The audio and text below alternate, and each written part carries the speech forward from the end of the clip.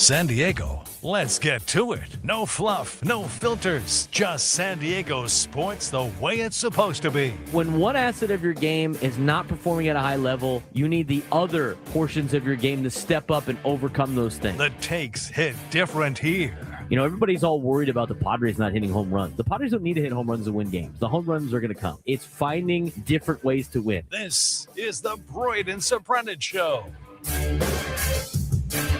What's up, San Diego, and happy Monday to everybody out there in America's finest city. He's Frank Marchese. I'm Braden Surprenant. This is the Braden Surprenant Show, live and local each every day from 10 to 2 on San Diego's #1 sports station, 97.3 The Fan. Good to be talking with all of you guys again after what was a weekend of doing some pre-games and post-games, if you will. I felt like this feels like a Wednesday for me, to be honest with you.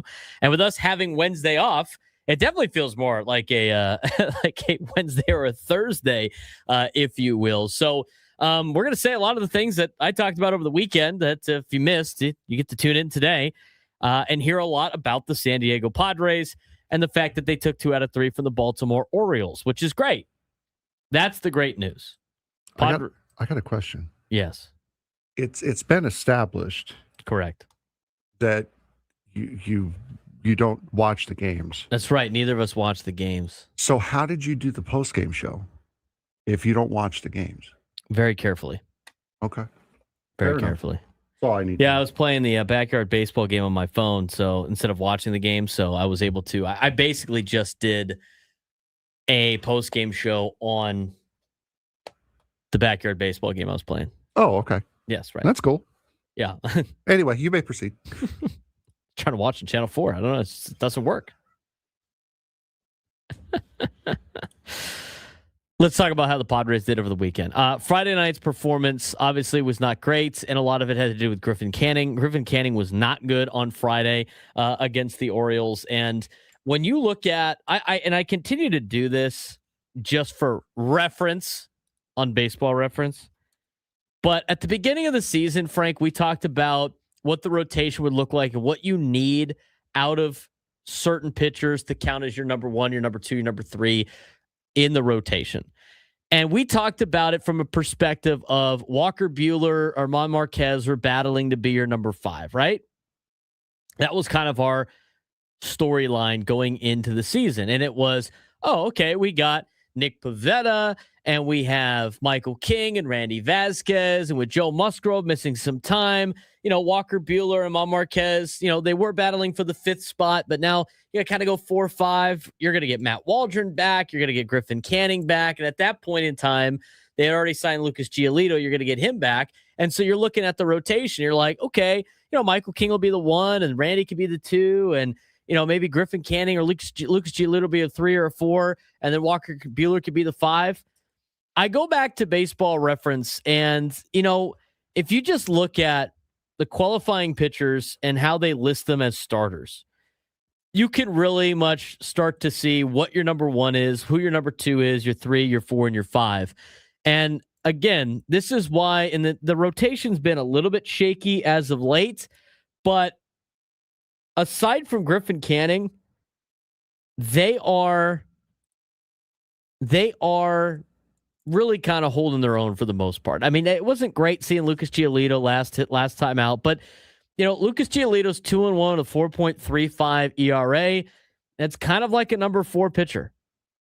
You look at Walker Buehler. I mean, the way Walker Buehler has been pitching like a number 3 starter. I know it's like concerning for a lot of people that he would be a number 3 starter at this point in his career and everything like that. But at the same time, I mean, he's putting up numbers like a number 3 starter. Look, you could talk about Randy Vasquez all you want. His last couple of outings have not been very good. I thought he grinded over the weekend. He's still relatively putting up numbers like a number 2 starter. Look, this team right now has a solid top of the rotation. Not amazing, but good enough to get the job done as they piece it together. I will say this, though, Frank. Michael King has ace-like stuff, but his numbers right now are not ace-like. They're like a number 1 for teams that don't have an ace. Michael King hasn't pitched to that level yet. He has shown signs, but he just can't. It seems like it just unravels at the very end for him. But I look at him and look at this rotation. The record for Michael King's not great. He's got 3.46 ERA. It's doable, but you need his ERA to go down a little bit if he's going to be your number one. Randy Vasquez, I think, has been solid as a 2. It would be more ideal if he becomes your 3. Walker Buehler, I think, has been a solid 3. Again, it'd be better if he was your number 4. And you go down the list. I mean, it shows that, honestly, like one starting pitcher in a trade, assuming you don't get Joe Musgrove or Nick Pivetta back, it's a decent rotation. It's not a lot to write home about. I don't know if there's other options out there besides one starter that's going to change what this team does. But I will say, throw the names out of it. You're getting a lot of the production outside of Griffin Canning that you would normally see out of a 2 through 5 in this rotation. Yeah, Canning, I think, has been one of the bigger disappointments. We really built him up as one of those guys who, because he said it, as one of those guys who comes up and plays to the moment. He just has not done that this year at all. And again, he's not coming off an arm injury. He's coming off an Achilles injury. So it's not like, he's trying to figure his mechanics back out, trying to get his arm built back up after having a surgery or a major injury. He just flat out has not performed all that well. And Friday night, I think, was very much one of those days where you just go, maybe Griffin Canning's not going to, he might have jumped in front of the line as far as guys who might be DFA'd or whatever, as these starting pitchers who are hurt start to come back. I look at this with Griffin Canning. I mean, people are like, people were throwing out like time to DFA Griffin Canning, and I'd be like, it's kind of nonsense. I was sitting there going like, well, if he continues to go like the way he's going right now, his numbers are his days on this team are going to be very short-lived if he continues to put up the numbers he's putting up, and it's not getting better. I mean, outside of the start he had against Philly here at Petco Park was so encouraging. It was so encouraging because he gave up 2 bad pitches, and he almost, if he doesn't give up the home run to Kyle Schwarber in the first inning against Philadelphia, he had a no-hitter going for the majority of that game. I mean, he kept the Phillies just like at bay the entire contest, kind of ran out of gas a little bit near the end. But I tell you what, I look at Griffin Canning and he's not getting any better. It's starting to get worse for him. And I thought you saw that on Friday night. And in the exact opposite, you look at Walker Buehler. Walker Buehler's been great. I mean, he's been competitive. He's been fiery. I mean, probably shouldn't have been like, I don't know what happened yesterday with him and Tavares. I mean, was he, I'm not in the lip reading business, but it looked like Walker Buehler was like commenting on that 3-0 pitch not being Leody Tavares's pitch, if you will. That's not your pitch. I don't know why he got so upset about that. I mean, the umpire had to talk him off the ledge. I mean, Gavin Sheets like knocked in between, but I just think it showed the competitiveness of a guy like Walker Buehler. And here's the thing. In his last 3 starts, Walker Buehler's got a 1.72 ERA in his last 3 starts. Now, he hasn't gotten that deep into games, but honestly, he gets any type of run support in a couple of these games, they probably let him go out there a little bit longer. He's getting better as the season goes on, which I think, one, is a little surprising, not totally surprising, but based on the way his career was going post Los Angeles, nobody thought he was going to be able to make it through this year. Mm-hmm. I mean, I picked him to make it out of the group. I said, I think he's going to be on the team the entire season, but he's been even better than I thought he was going to be. And look, he's not the same dominant fastball pitcher, but he's finding ways to get guys out. And you know what? Getting this kind of Walker Buehler is great. This is a big pickup for the Padres. And this is why you sign all of these different starters. Look, I know a lot of pessimistic fans are gonna be like, "See, look at all these starters that didn't work out. Look at this pickup by the Padres. Look how bad this pickup is." Sometimes you have to sign in volume to just get the one guy that you need, and right now it's Walker Buehler. Yeah, and you could really tell that Bueller's starting to settle into this role and this new identity of pitcher that he has had to become, because he's not that blow by you pitcher anymore. He's got to think. He's got to be more cerebral about it, and he's only getting better. He's still struggling to get to and through the sixth inning, but I mean, with what he has done so far, you absolutely take it. Yesterday, 5 innings, 6 hits, 1 run, 5 strikeouts, no walks on 86 pitches. That's solid. That's a solid major league starter on any team. The last 3 starts for Walker Buehler, I mentioned a 1.72 ERA. His last 7 starts, he's gone 37 innings, and he has a 2.92 ERA. I mean, the guy is pitching like a number, he's really right now in his last 7 games is pitching like a number 2 starter. His overall numbers look like an okay number 3 starter in the rotation. I mean, the more he pitches like this, the better the Padres are going to be, which helps solidify the rotation a little bit more. I thought Randy Vasquez grinded. I mean, I was seeing just the negativity on Twitter is just ridiculous. There's certain accounts that just have to bitch about something. And Randy Vasquez gave up the 2 runs early in the first inning on Saturday, right? And then I saw that tweet. After the Padres put up 4 runs, and it was like, this guy can't get anybody out. This guy's terrible. This guy's never been good. It's like, okay, man, stop emotionally watching baseball games, dude. It's just exhausting. But it was like those comments. And then you know what he did? He grinded out 6 innings for the boys on Saturday. He did a fair job. Look, like, he looked super awesome in the first couple starts of the year, Randy Vasquez. And he's gone through a little bit of a rough patch as of late. But, like, all these guys are going to go through a rough patch eventually. And so I like the way that Randy Vasquez was able to respond after giving up the 2 runs early in the contest. And, he put out a gritty performance that put you in a position to win on Saturday. And you know what the Padres did? They won. They won the second 2 out of the 3-game series after losing the first game. Again, I'm going to talk about Griffin Canning in just a little bit.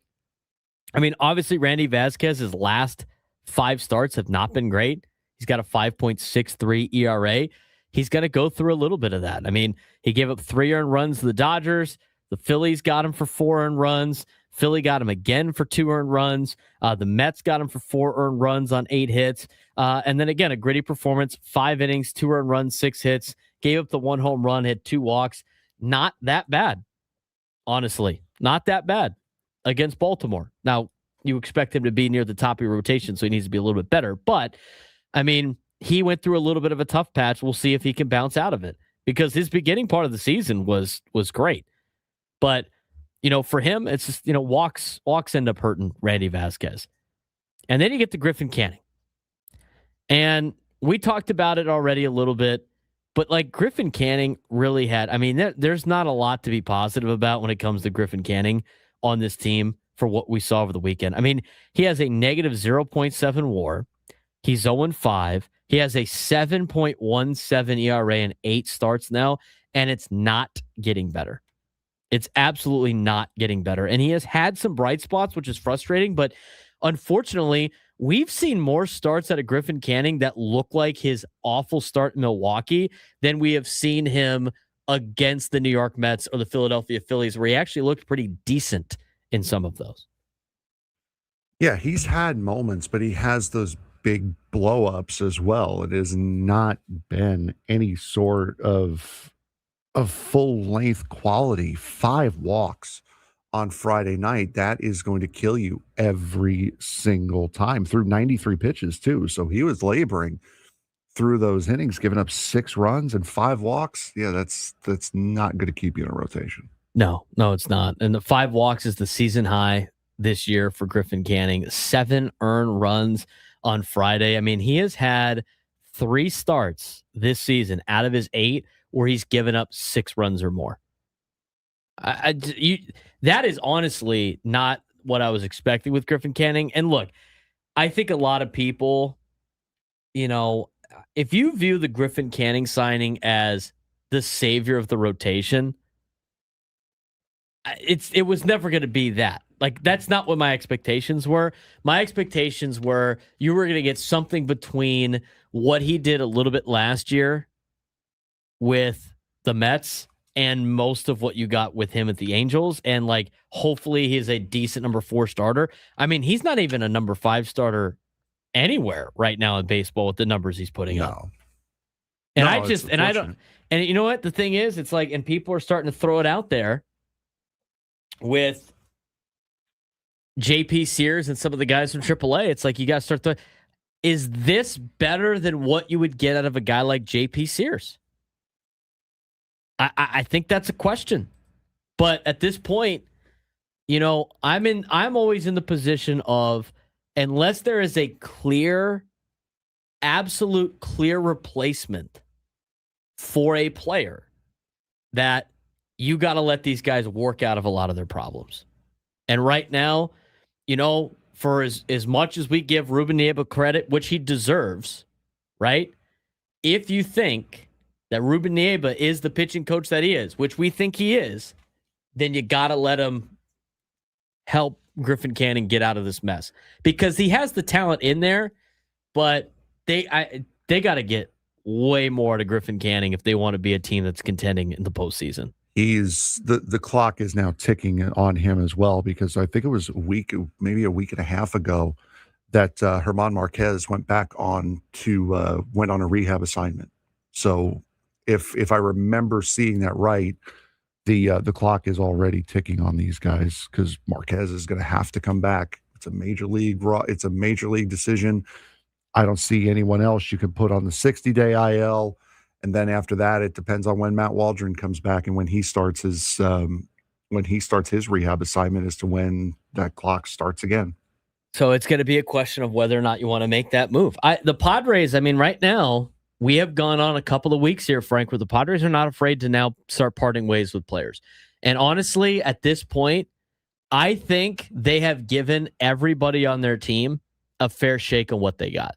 Yeah, it was almost 2 weeks ago. It was June 2nd that German Marquez started his rehab assignment with El Paso. So I think it's 30 days, 28 days?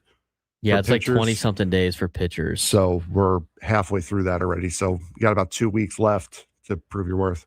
Correct. And you got Marquez. You got Johnny Brito if you wanted to. We've heard all the reports. We have all of the I know, but what I'm saying is he's an option. He's an option, like, yes. We keep hearing all these great things about how Johnny Brito's in great shape and he looks really good, and we like the way that he's pitching. We got that from the El Paso manager, and he's only had him for a day. And he's had him a couple of times. He says, "This is the best I've seen Johnny Brito pitch. It's the best he's looked." So you have him down there. You have German Marquez. I don't know what they're going to do with Matt Waldron after his injury. I don't necessarily think that Matt Waldron's going to be better than what Griffin Canning's giving you. It's relatively the same. But the reports from Pete Zamora last week was that German Marquez looked pretty solid, and he was a solid guy down there in AAA. So maybe that's the move too. So it's going to be interesting to see how this plays out in the rotation. We're going to talk more about the starting rotation. We'll keep recapping what happened over the weekend for the Padres. That was a huge series win for the Padres, and I'll explain that a little bit more when we come back. Just getting started on the Braden Surprenant Show, San Diego Summer Sports Station 97 through the Fan.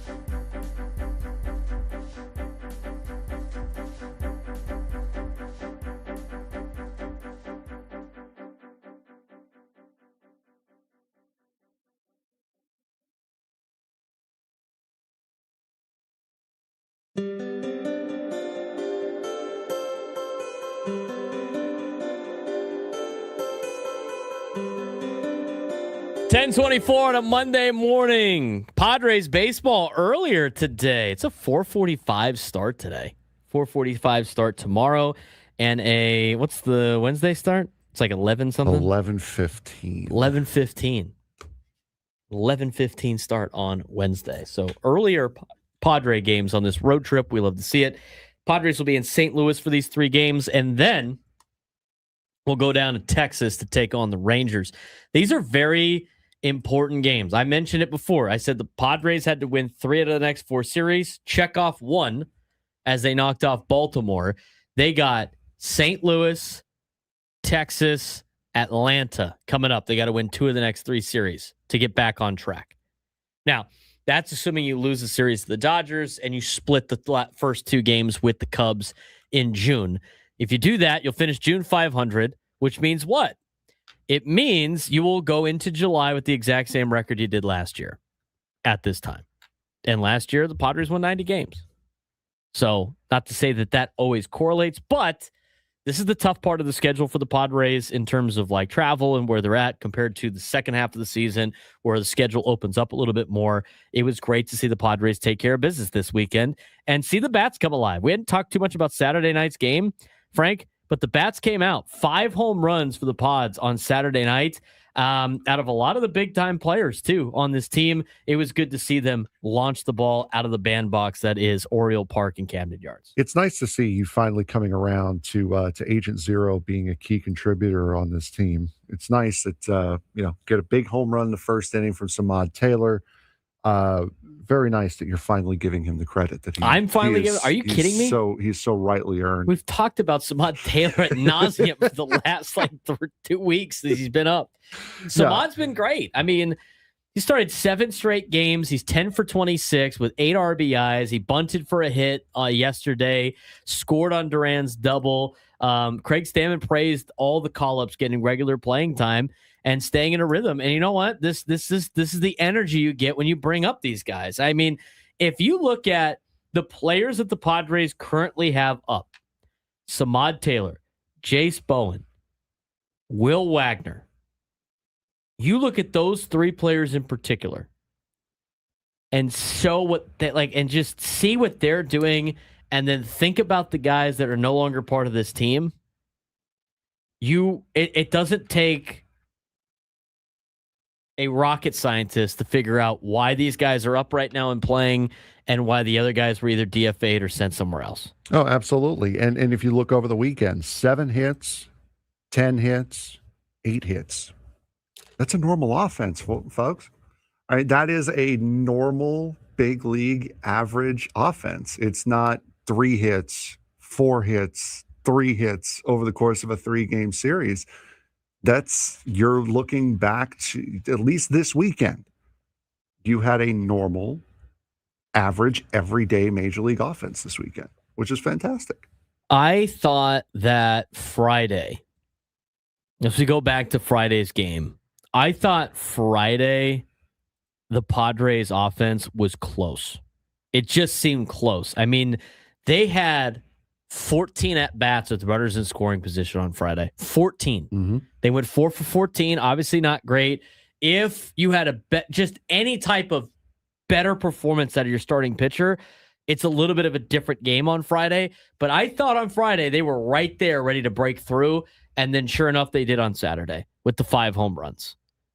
And nothing really changed too much, but the at-bats looked a lot better. I mean, sure, you're not getting perfect at-bats every single time through, but the offense looked so much better, and I think a lot of it has to do with the fact that the young guys are busting their ass and making things happen. I mean, Samad Taylor dropping out a bunt to get something going in the second inning yesterday, that's huge. Jace Bowen making a unbelievable catch to end an inning and go 1-2-3 inning is great. That's something like Nick Castellanos isn't doing out there in right field.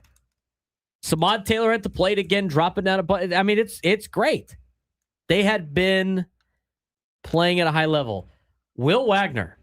I mean, how difficult is it to pitch to Will Wagner right now?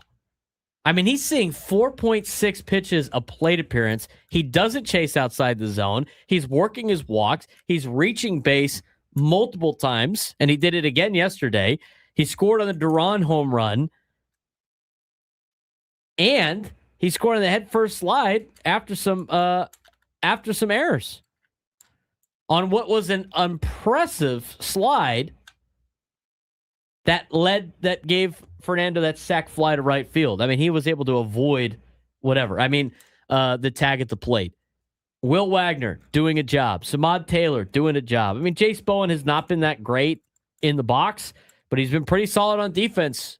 And this team is starting to play a lot better than we've seen. And I think this is where they're going to start getting on a little bit of a roll because hitting is contagious. And right now, offense looked really good this weekend in a place where the offense should look good.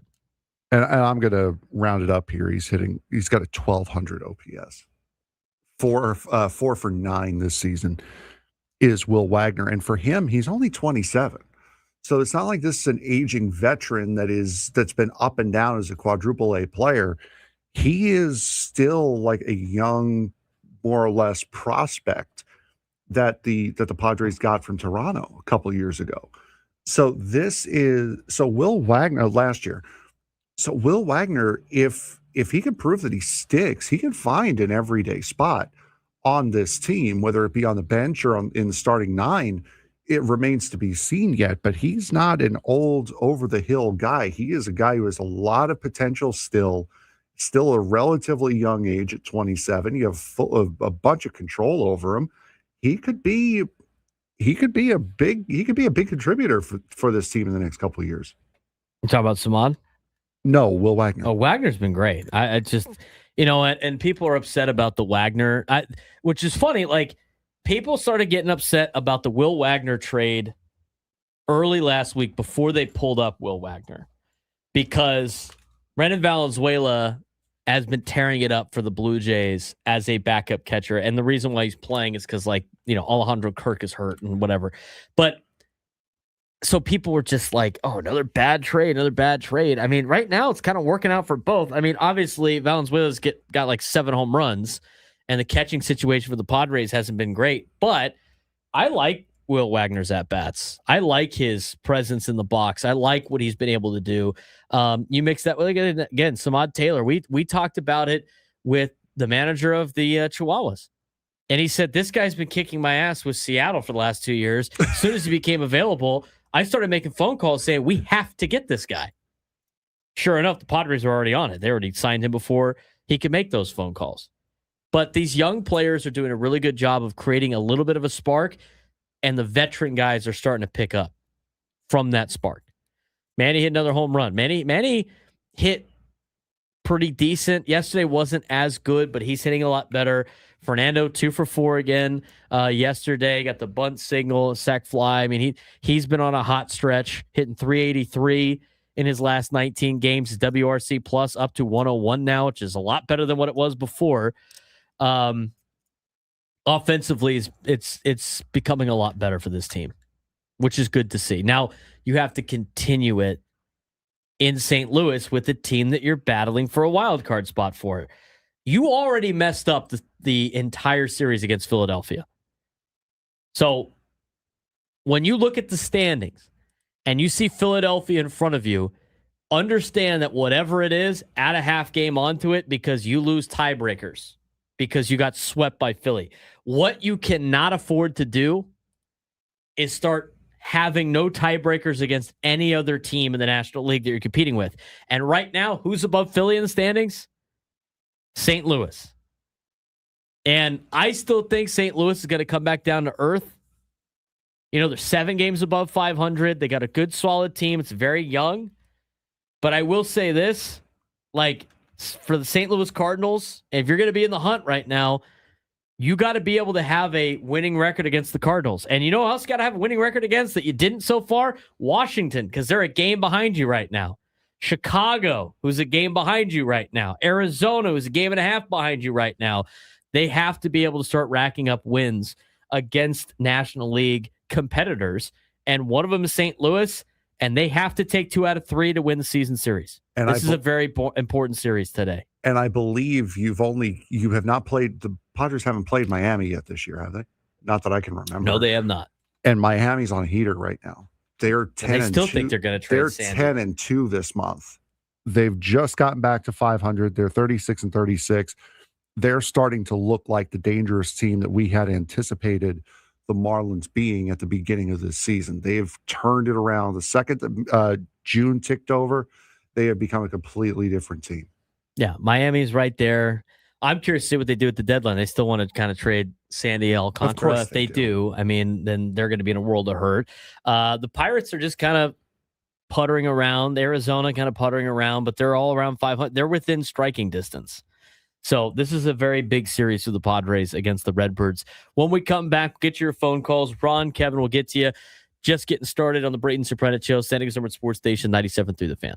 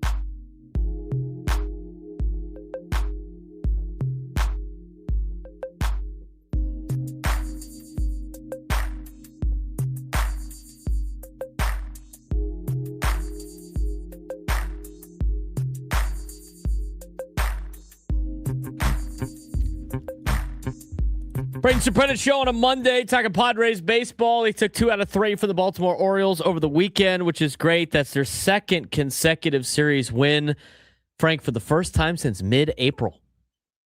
Ow. Yeah, it was the first time that they had won 2 games in a row since like the beginning of May. I mean, for all of the way this team was playing in April, when you go back and you see like stats like that, Frank, you immediately go, man, how bad has it gotten with this team? And it has gotten bad, but the last 6 games, they've started to turn around. They're playing a lot better baseball. The offensive approach is a lot better. Their at-bats have been better. Individually, a lot of those players are being a lot better. And the pitching is getting a little bit better too, with the exception of Griffin Canning, who had a rough outing on Friday. And we're going to talk about Griffin Canning a little bit more detail in the 11 o'clock hour. But big series win over the weekend against Baltimore. I know Baltimore's been struggling, but you have to be able to take down teams that are struggling, like Cincinnati, like Baltimore. They failed to do it against the New York Mets the series prior, but they can get back on track. They have to win a series against St. Louis. This is a huge series for the Padres. They have to take 2 out of 3 against the Cardinals because they need to win the season series against the Cardinals. Yeah, and from what I've seen, you've only got one announced starting pitcher for the Padres side. So today is supposed to be good old TBD returning to the mound for the Padres against Dustin May. Tomorrow, Michael King versus Andre Palante, and then TBD back again, throwing more pitches against Kyle Leahy. That's at least from what is on MLB.com. And the Cardinals on a good streak. They may have lost yesterday, but right now they've won 7 of their last 10, sitting 7 games above 500. So this is not going to be a walkover series by any stretch of the imagination. And even though Texas, looking ahead towards the weekend, even though Texas is a game under 500, they theoretically sit tied for that final wild card spot with the Los Clemente A's, who played on a launch site over the course of the last Vegas, week. I mean, you knew that was going to happen. It's a PCL ball. It's just why you can't take a lot of the PCL stats too seriously. You got ballparks like Vegas. I got a launching pad. Now it's not going to be. It's not going to be like that when they build their new stadium and it's indoors. They have humidifier, all that stuff. But they plan on playing 6 games there next year until that stadium is built. And the reason why they can only play 6, they'd play a lot more. The reason why they can only play 6, it's part of the deal with Sacramento that they're going to play 75 games in Sacramento at the Giants minor league ballpark. Yeah. So here it is. This is from Just Baseball. 6 games, 147 hits, 102 runs, 35 home runs, 7 of which went over 450. That's just in 6 games at Vegas Ballpark. I was watching one of them this week when they were playing Milwaukee. They were up like 10-5. Milwaukee came all the way back and then beat them in extra innings. I mean, it was like the home run derby. It was like the Mexico City games that they played in a couple of years, not the most recent one, but the ones from a couple of years ago that the Padres and the Diamondbacks played in, or Padres and Giants played in, or whatever it was. Unbelievable. Yeah, it's just insane this week. It's a minor league ballpark. I mean, it's not with the major league ballpark. It's going to change a little bit. They left the comforts of their minor league ballpark to play in a hotter version of their minor league ballpark. 17 runs per game on average. The league average is 8.95 runs per game. They're playing there next year for 6 games. Over. That's all I got to say. Just remember the over. 833-288-0973, 833-288-0973. World Cup update. They're in the 84th minute, Frank. And it's Spain and Cape Verde. Yeah. I always want to call it Campo Verde because my roommate in college went to Campo Verde High School in Arizona, and I confuse myself all the time. But Spain and Cape Verde. Don't we have a San Diego FC kit on Cape Verde?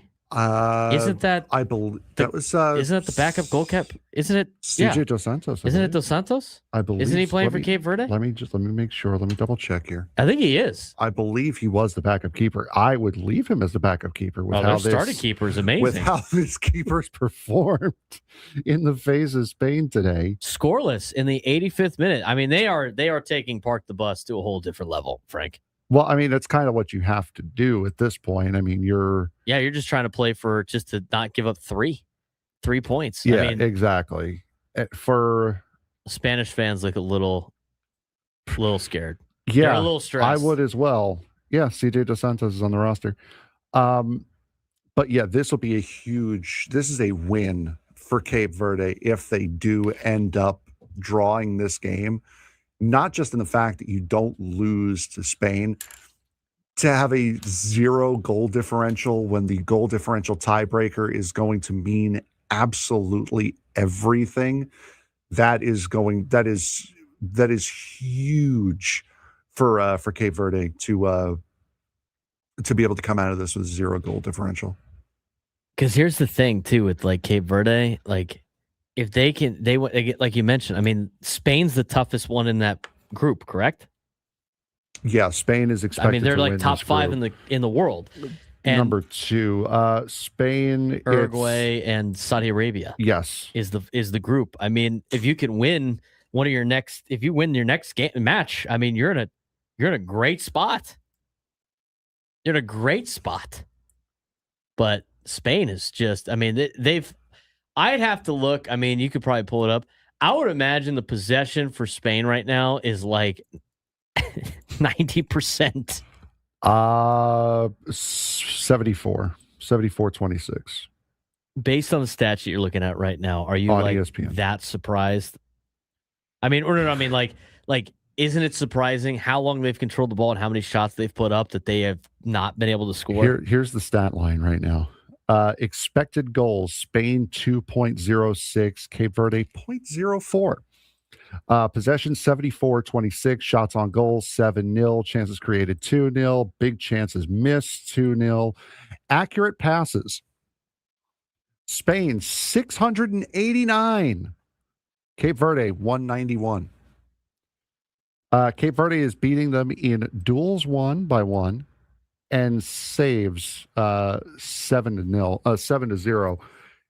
And this one I think is also incredible. Cape Verde, with how much they've been on defense and how much they've been on the back foot and how much they've been in their own defensive third, they've committed 1 foul all match. Spain has 9.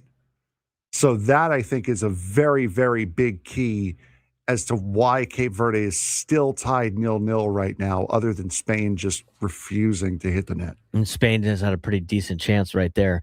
But it's kicked down to the final minutes here. 833-288-0973, 833-288-0973. Let's go out to Ron in La Mesa to get the show started off on a Monday. Ron, what's going on? What's happening, boys? Happy Monday. Hey, I got a couple quick takes today. First of all, I got some nicknames here.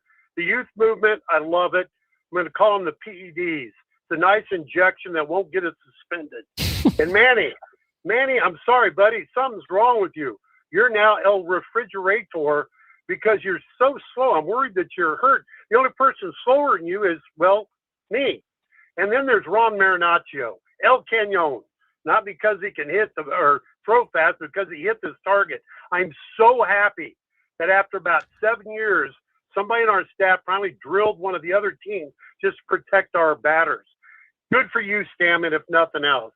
Now, Frank, congratulations on the Knicks. Unless you're a Nets fan, then it sucks for you. No. Braden, if you're going to be in the clubhouse, in the press box with mud, there's etiquette, buddy. You got to button your shirt up, wear a bad hat, because that's some kind of nice.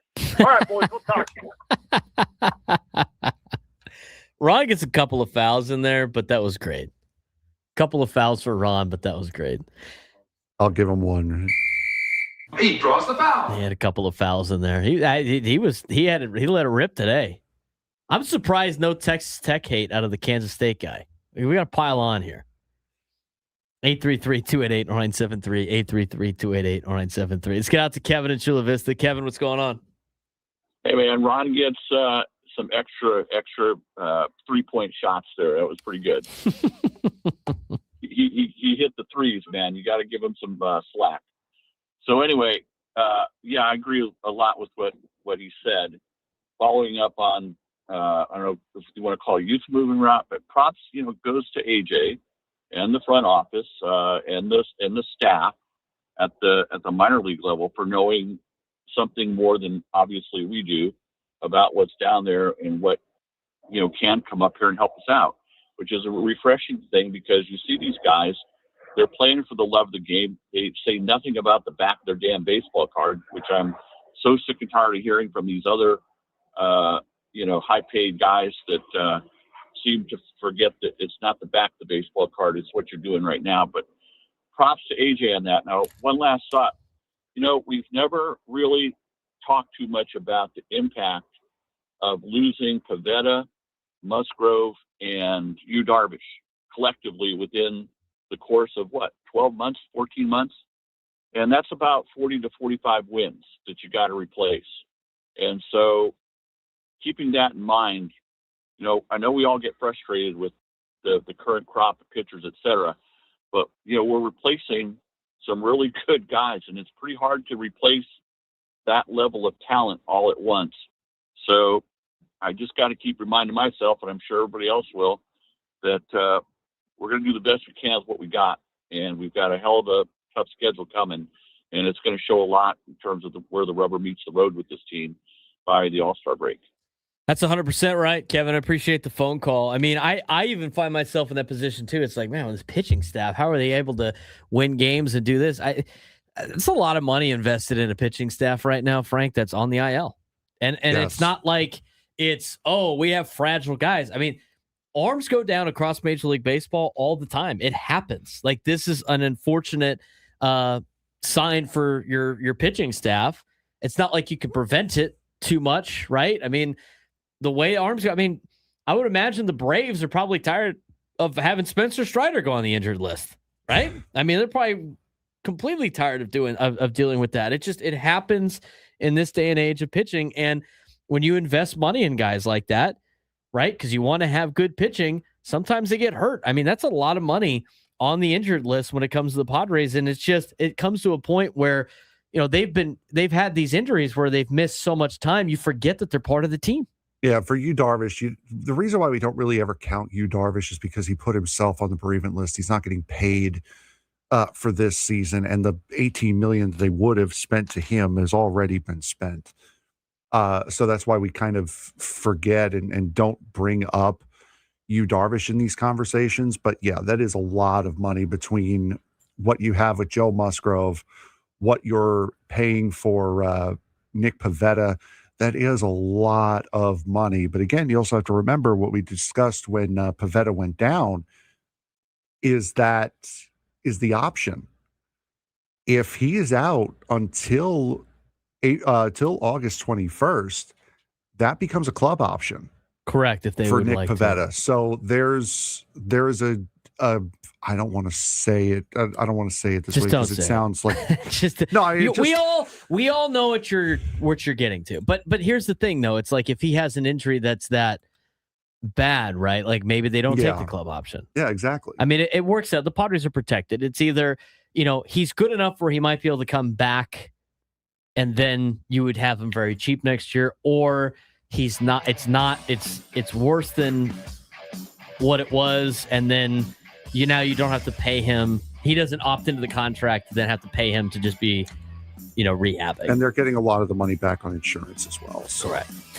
1 hour in the books. When we come back, a deeper dive into Griffin Canning. What went wrong? What direction is he trending in? Can the Padres afford to have him part of the rotation still? We'll talk about that to start the 11 o'clock hour.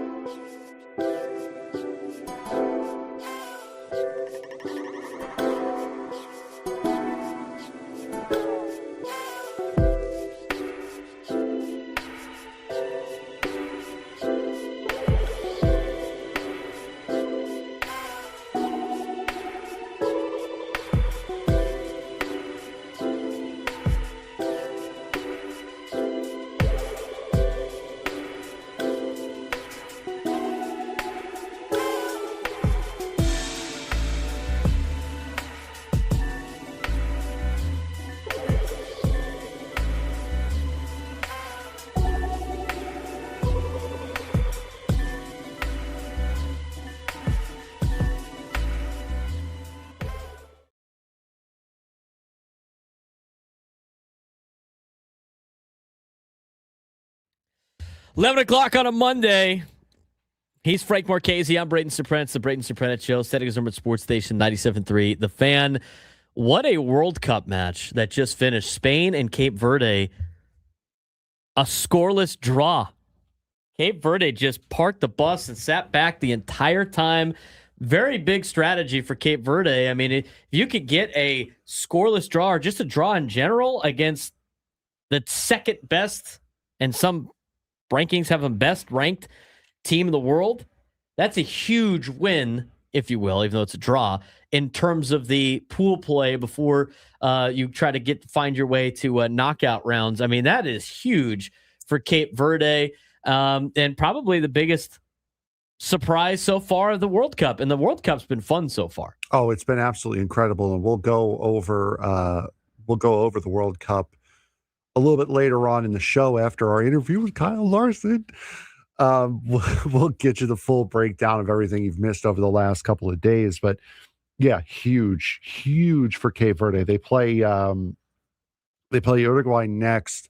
If they could draw against Uruguay and beat Saudi Arabia, that might end up being one of the biggest upsets of the tournament so far. Again, like it doesn't guarantee they move on to the next round. It's not something like now they're in the driver's seat, but you know what it does? It does make advancing to the knockout rounds a whole hell of a lot easier.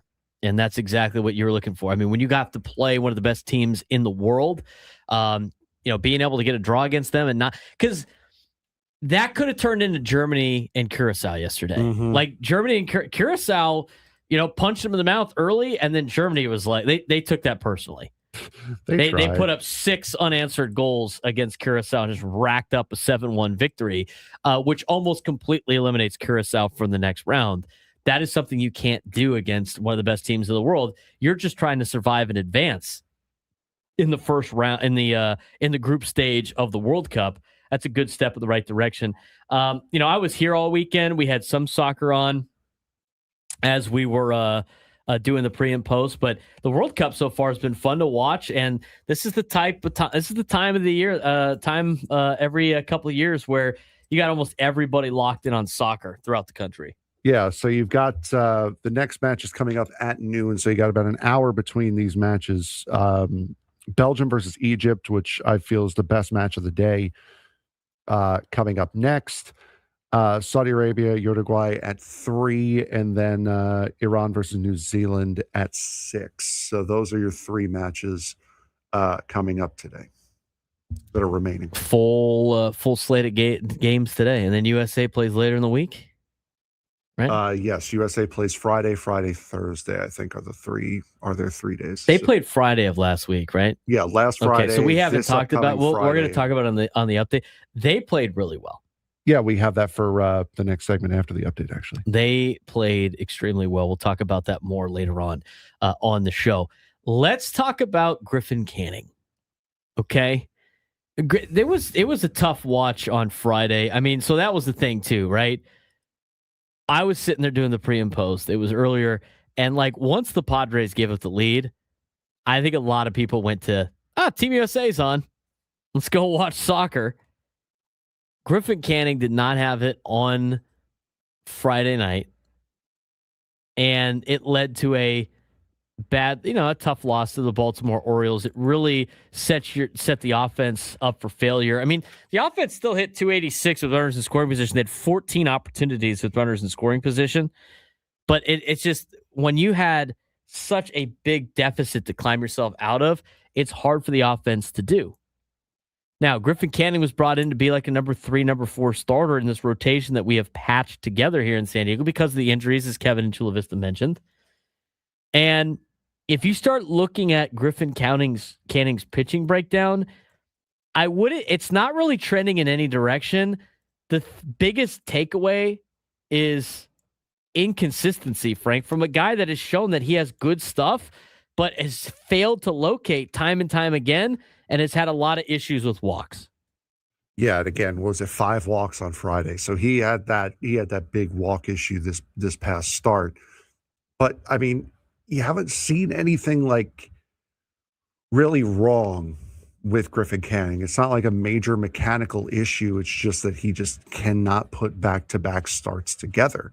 Whether it's just he just doesn't have the grip, he doesn't feel confident in his pitches on certain days, whatever it is, it's just he just cannot find that back-to-back consistency that he was able to find last year with New York. If you look at how he graded out in his last 5 starts, and again, we use the Twitter account Pitcher List PLV, which breaks down some of the metrics that he has. Stuff grade, locations, the called strike whiff percentage, and then overall results.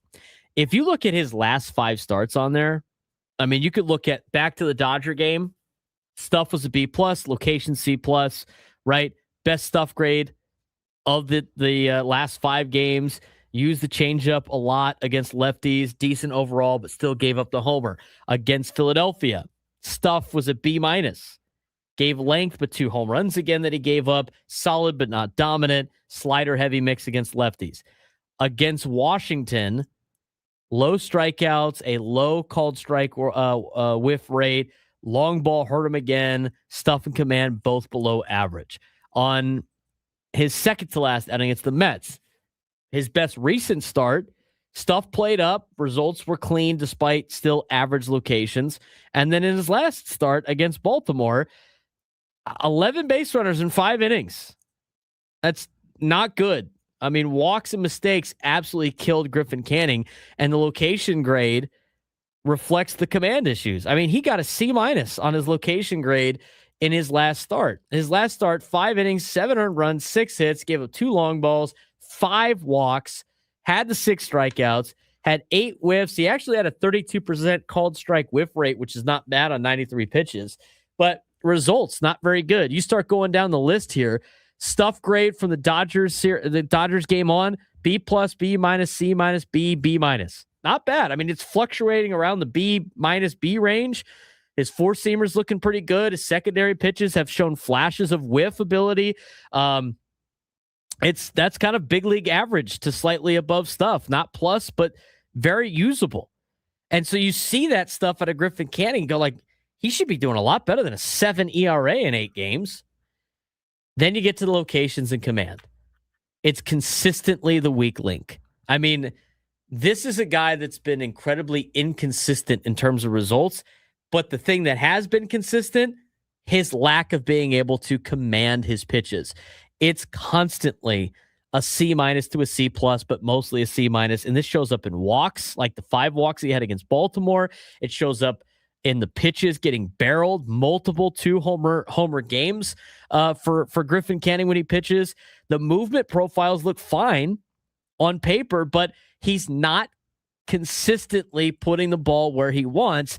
That leads to catastrophic failure for Griffin Canning, and why you've seen his ERA sky rise or raise high, and why you see Griffin Canning show signs of looking really good, even spectacular, and then just go, man, the guy's got a 7+ ERA right now. So a lot of it, Frank, is the lack of command, and I don't necessarily know if that's something fixable for him. It seems like it would be, but you look at his stuff and the called strike whiff rate, he's looking at some good stuff on paper, but he's got to be able to execute. No, he definitely does, and that's what he has not yet found since coming back from this Achilles injury, was that ability to be consistent and do what he did multiple starts in a row. So for Canning, he's just got to figure out a way to work on it in the best way that he possibly can in order to show why the Padres signed him, even though he was injured. So let's look at some other numbers. I mean, I mentioned the called strike whiff rate was pretty good. I mean, it was 29% against the Dodgers, then 22, then 17, and then it jumped to 28. And he actually had one of the highest ones this season at 32%, which is trending better in his last couple of starts, but it didn't save the Baltimore start because of the free passes and the home runs. I mean, that's the frustrating thing watching Griffin Canning pitch, Frank, is it's just a little thing here and there that ends up killing him. and killing the Padres when he starts games. And the results show that. A very volatile results. He had one really good start on June 6th, and he had a couple of okay but home run prone starts, and then two really rough starts. I mean, homers in 4 of his last 5 starts, not a ton of strikeouts. Pitch mix shifts game to game. Heavy slider, changeup against lefty in spots, varying four seam and sinker usage. I mean, you look at a lot of these things that we have talked about, it's kind of like what Matt Waldron was giving you, is it not? Matt Waldron was giving up home runs in almost every single one of his starts, and he failed to locate pitches. And the only difference was Waldron's stuff isn't as good as Griffin Canning's stuff, which makes it even worse. But, you know, is he getting better? Is he getting worse right now? I don't know if he's getting better or worse. He's just kind of staying stagnant, and that's been his big issue. He's had good starts that have been mired by home runs, and when the Padre offense isn't helping you out in any way, shape, or form, it magnifies it, makes everything look worse. So he's really just kind of staying stagnant right now. That's really what he's doing. I don't think he's not getting better. But as much as it might look on paper or like look to your eye that he's getting worse, it's inconsistent at best. I mean, it's not clearly trending in either direction. He had a promising outing in the beginning part of June where he had the stuff and the results looked a lot better. But the very next start was a command disaster. Locations of command have been the same story across all 5 of the starts that we broke down, around a C-. And the stuff there is in flashes. I mean, B and B+ grades, which is great, but he's not stringing it together or throwing enough strikes consistently. The Achilles recovery is likely still a factor, maybe in command and feel, but right now it looks more like a rehabbing veteran trying to find it than like a guy turning the corner. And I think honestly at this point, because a lot of people emotionally over the weekend said we got to get rid of Griffin Canning, I think the Padres need to be able to keep him. I think they have to let him play out of this. I mean, he signed a 1-year, $2.5 million deal in February. It's not a lot. He's got a mutual option for 2027. It's an extremely cheap rotation arm. I think it behooves the Padres to try to get more out of Griffin Canning than it is just to say all right, cool, let's DFA him and just move on to the next guy. I think you got to have a little bit more patience with Canning, but I don't know how much more patience you can have if he's going to continue to give up 6+ runs, which he has done 3 out of his 8 starts. And again, that kind of leads now. He's got 2.5 weeks to figure it out before you have to make a decision on German Marquez. And then Matt Waldron should be coming back soon, and you're in the same exact boat again. So the Padres continually kicking the can down the road on the decision-making that we've seen so far this year. This is one of the guys that they kicked the can down the road to see if they could, to see what they could do, was Griffin Canning. So that decision time is coming up here very, very soon. And if not, who's the first one to go? And no, it's not going to be Yuki Matsui, and it's not going to be Wandy Peralta. So who else could possibly go? I find that funny too, because if you go to Baseball Reference, again, you can use Fangraphs, you can use whatever you want. It really doesn't matter. They're all relatively the same. But if you go to Baseball Reference and look at this year's team and you go based on value pitching, which shows you how valuable these guys are. Wandy Peralta is up there on the list. He's the 6th most valuable pitcher you have in this org as of right now, which is amazing to me. King's number 1, Miller's number 2. Again, King gets a little bit more love because of innings pitched. Starter. And yeah, it's a starter. Randy Vasquez, Jason Adam, Walker Buehler, Wandy Peralta, then Bradley Rodriguez, Yuki Matsui, Jeremiah Estrada, Ron Marinaccio, Adrian Morejon. He's low on the list. He's had a rough start to the season. He's had some good ups, but again, consistency. Nick Pivetta, who hasn't pitched since April, is 12th on the list. Yeah, end of April, very beginning of May, yeah. Then you have Alec Jacob, David Morgan, German Marquez, who hasn't pitched a lot, Kyle Hart in 12 games, Matt Waldron, Griffin Canning in terms of pitching value. Now, a lot of this probably with WAR and all this other stuff, but that is solely based on the WAR of these pitchers. How did How did Yuki Matsui's value go up, especially after proving that he can give his starting catcher a concussion? He has a 0.7 WAR. Take that for what it's worth. His wins above replacement. So Michael King leads it with a 1.6. Mason Miller's got a 1.6. Randy Vasquez is a 1.3. Wandy Peralta has the 6th best WAR on this team as a pitcher. It's tied with Walker Buehler, so it's really the 5th best. So in reality, Wandy Peralta, if you believe in WAR, and now this is B WAR, I know there's F WAR, I know there's a difference. I know some people are like, well, that's B WAR, and I like F WAR, whatever. Wandy Peralta is your 5th most valuable pitcher on this team. Does that surprise you? No. No, it doesn't surprise me either, just because when we look at Wandy Peralta's numbers, we go like, oh, he usually has like 1 or 2 bad outings on the entire season and then dominates the rest of the way. I mean, 33 innings pitched in 28 games for Wandy Peralta.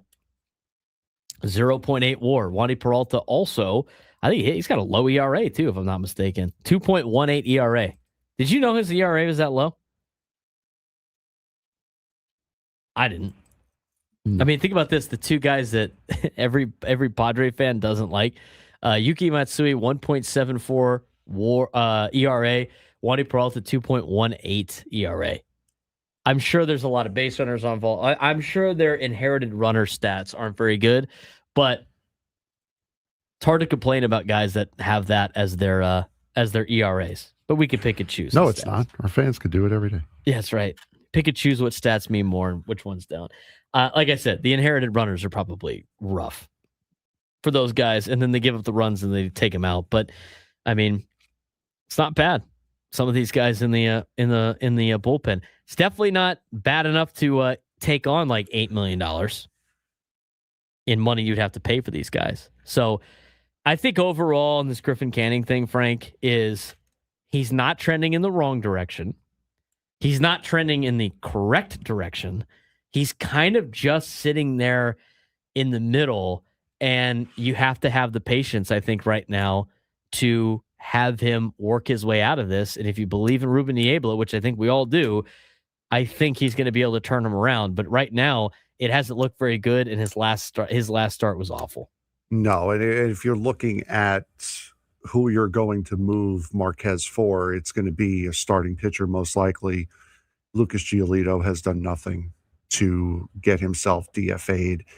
And Walker Buehler, as we said, is good enough to be your number 3 starter right now. So, unfortunately, it would fall on Griffin Canning, other than a possible 6-man rotation deal again. That comes right back up, or you have an opener and do some quirky things with that. But yeah, the clock again is running on another starting pitching decision, and unfortunately, it looks like Canning's going to be the one that's left out here.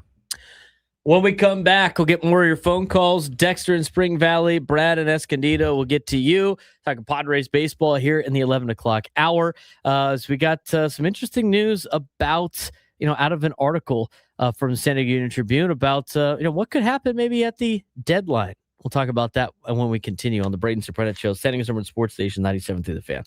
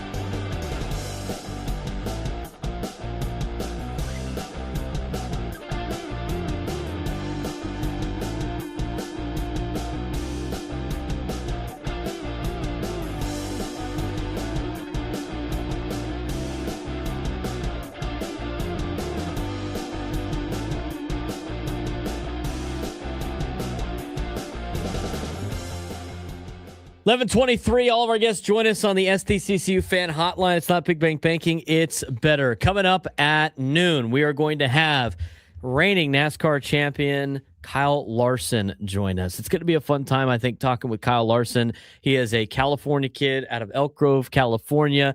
He was started off racing outlaw karts at just 7 years old, racing dirt track stuff.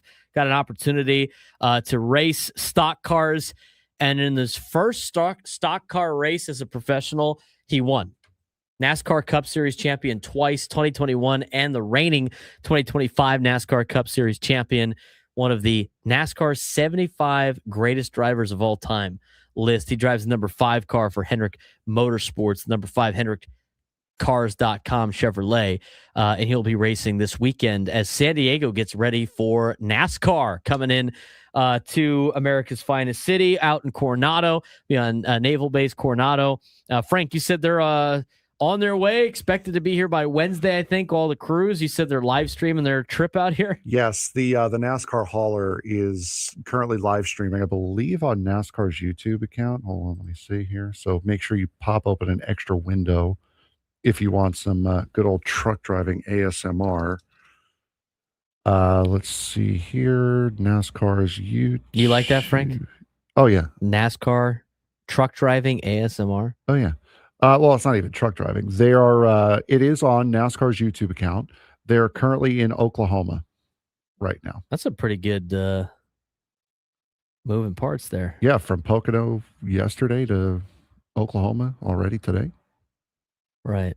And there's a live chat too. So, of course, people are fun in live chats.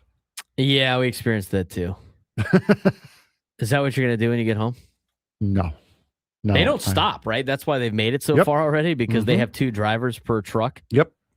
They do not stop. And for the teams should be leaving at some point today. They would have gotten back to Charlotte way early in the morning yesterday, or early this morning. They should be leaving early today and making a straight shot to San Diego. Yeah. Looking forward to seeing all those trucks showing up. Yeah, Nikki, it's Nick 469 in the YouTube chat, quad boxing the our stream with the trucks driving out here to California for the NASCAR series as they do the street race here in town. Hopefully, it's one of many street races, as we talked about with Mark Neville last week. And you're going to be seeing a lot of those trucks come through because it's all 3 series that are coming through. And if you've never seen these guys park those things, that is impressive. I would say these truck drivers for these guys are better drivers than the guys who actually race. They're parking those things. I mean, that they park them right. You'll see it. You'll see it this weekend. They park those things right next to each other, right on top of each other. Yeah, I've seen the movie Cars, dude. Come on now. I know Matt can park a truck, dude. It's fucking trailer. Are they? I wonder where is the pit roast? Is that like? Are they going to be on the tarmac of the runways out there? I was going to say, where are they going to park all these things? Watch the educational video I posted on Saturday, dude. I did the instant premiere, but it didn't have sound on because it was on this computer. Oh, okay. I was going to say it did. No, it did have sound. It very much did have Are you sound. sure? Don't give you sure me about that. I'm positive. Maybe you should go back and check. No, I'm not going to view. I'm not going to up the views for that. If you want to, we are going to up the views for this. If you want to see what the NASCAR track looks like in San Diego in a virtual way, you can go to our YouTube page, or those of you who are watching on our YouTube page, at youtube.com/B_SURP. Frank has a whole breakdown of the track, where all the nooks and crannies are. And then as he explains the track at the very end, he'll do a test lap on there as well on the iRacing. So that's kind of a cool little view of what the track will look like. Looks awesome on it. He gives a full breakdown. I know some of you have already went out there and saw it. So if you're interested in seeing what the track's going to look like and how it plays and how it runs, Frank did a great video for our YouTube page, youtube.com/@B_SURP. If you haven't subscribed to our YouTube channel yet, hit the subscribe button. That way you would have been notified after we posted the video on an instant premiere over the weekend. We got a lot of extra videos on there and extra content that we don't have time to get to on the show. One of them is Frank doing an iRace test lap of the track for NASCAR San Diego. I did say at the end of that video that I would be recording a race from there, like a 5-lap race, something like that, something quick, just to kind of see what racing would be like. That will not be happening. I didn't realize that iRacing did not make that AI compatible, which means I cannot race against computers. So unfortunately, that video will not be happening. If you do want to watch, though, the NASCAR Haulers thing, they have some frequently asked questions and answers pinned on there. Number one, this is an official NASCAR hauler carrying equipment from Pocono Raceway to San Diego. The driver's name is Barney, and they should be getting to San Diego around 2 p.m. on Wednesday. Wow. Which I think they're going to beat that if they're already in Oklahoma. They should be. Yeah. They're going to beat that pretty significantly. And they don't stop. I mean, if they're already in Oklahoma, I've done drives like that. I've done the Texas drive. So have I. I mean, it takes they're definitely going to be here before then. Driven cross country about 4 or 5 times. If they don't stop. If they do stop, they still will be here on time because they could probably make it to, at minimum, Arizona today. So it'll be interesting to see. 833-288-0973, 833-288-0973. Let's get out to Dexter in Spring Valley. Dexter, what's going on? How was the weekend? Hey, fellas. How's it going? All right. So Frank Car Crazy and I are both motorheads. So we're both very pleased about the NASCAR, all 3 series of them coming to Coronado. Sadly, I was not able to get any tickets for all of them because they got scooped up really quick. So I hope that Frank was able to use his our media his mojo privileges to get a press yes, we will be there. I'm going to be living vicariously through Frank.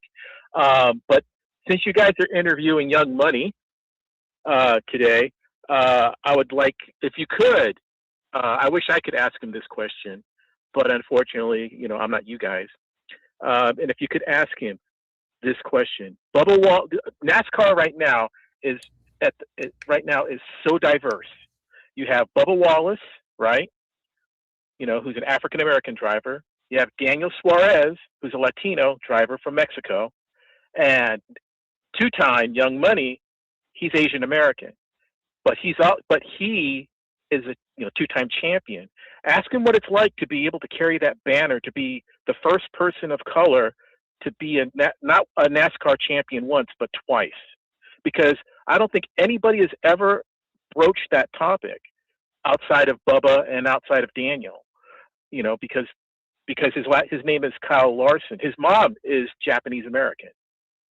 So it would be really cool to hear his take about how he feels about carrying the banner for, all the people of color, whether they be African American or Latino or, AAPI or whatever, because he broke that glass ceiling for all of us. Because for a long time, NASCAR was considered a good old boys kind of sport. And he was the first person to break that barrier. So I'd like to know what that's like. Finally, with regard to the Padres, got to wrap it to there. The fans are really upset about Griffin Canning. Draymond's back in the house. So they're talking about Canning when we're in the middle of a pitcher like drought. That's ridiculous. I think if anything, he should maybe be demoted to the bullpen for a little while and be a long arm, a long reliever maybe. But we shouldn't be Canning. I'm just saying. So there you go. I'll take the foul off the air. Thanks, fellas, and go Padres. Go Padres. Dexter will take the foul off the air. If we could work it in, that'd be good. NBA season's over, Draymond. Come on, Draymond. Come on. Canning. Just come on. 833-288-0973, 833-288-0973. Let's get out to Brad and Escondido. Brad, you're on the Braden Surprenant Show. What's going on? Boys, how you doing, man? In the middle of getting my oil changed. Nice. Hey, speaking of motorsports, Brad's out there he's getting his pit stop right now. A Valvoline instant oil change? Yeah. I tell you, watching the Padres is like watching a Formula One car that's broken, lobbing around the track, waiting to get back into the pit. It's really hard to watch, man. But keep the faith with the boys. And what's going on with Cronenworth, man? Where do they bury him?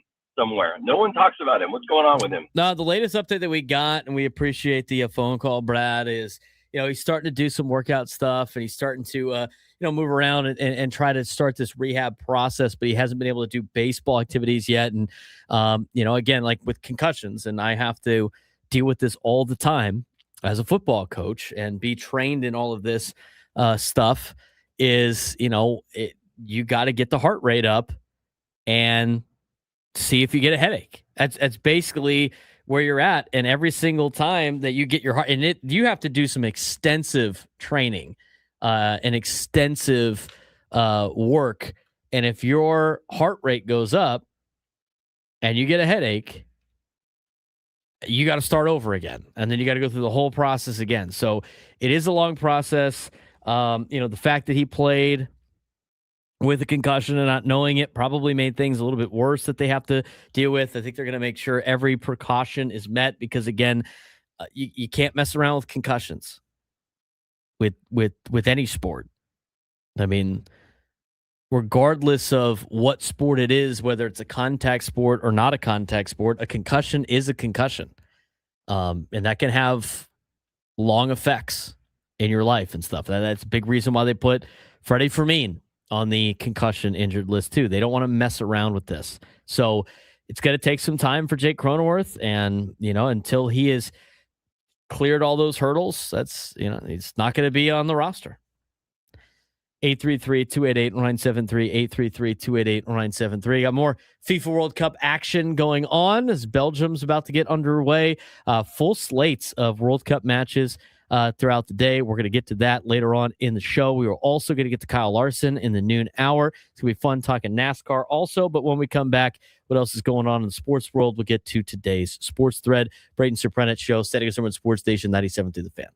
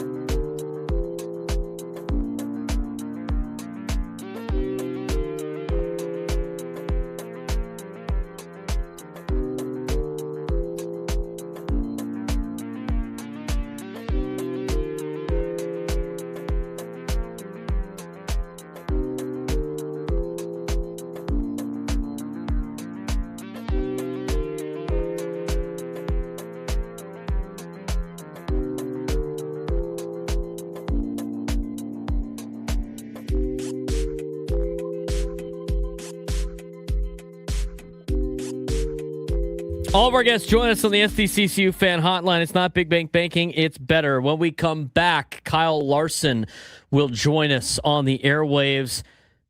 California kid coming back to California to race in the NASCAR Cup Series. He's the NASCAR Cup Series champion, two-time champion, 2021, 2025. He's the reigning NASCAR Cup champion.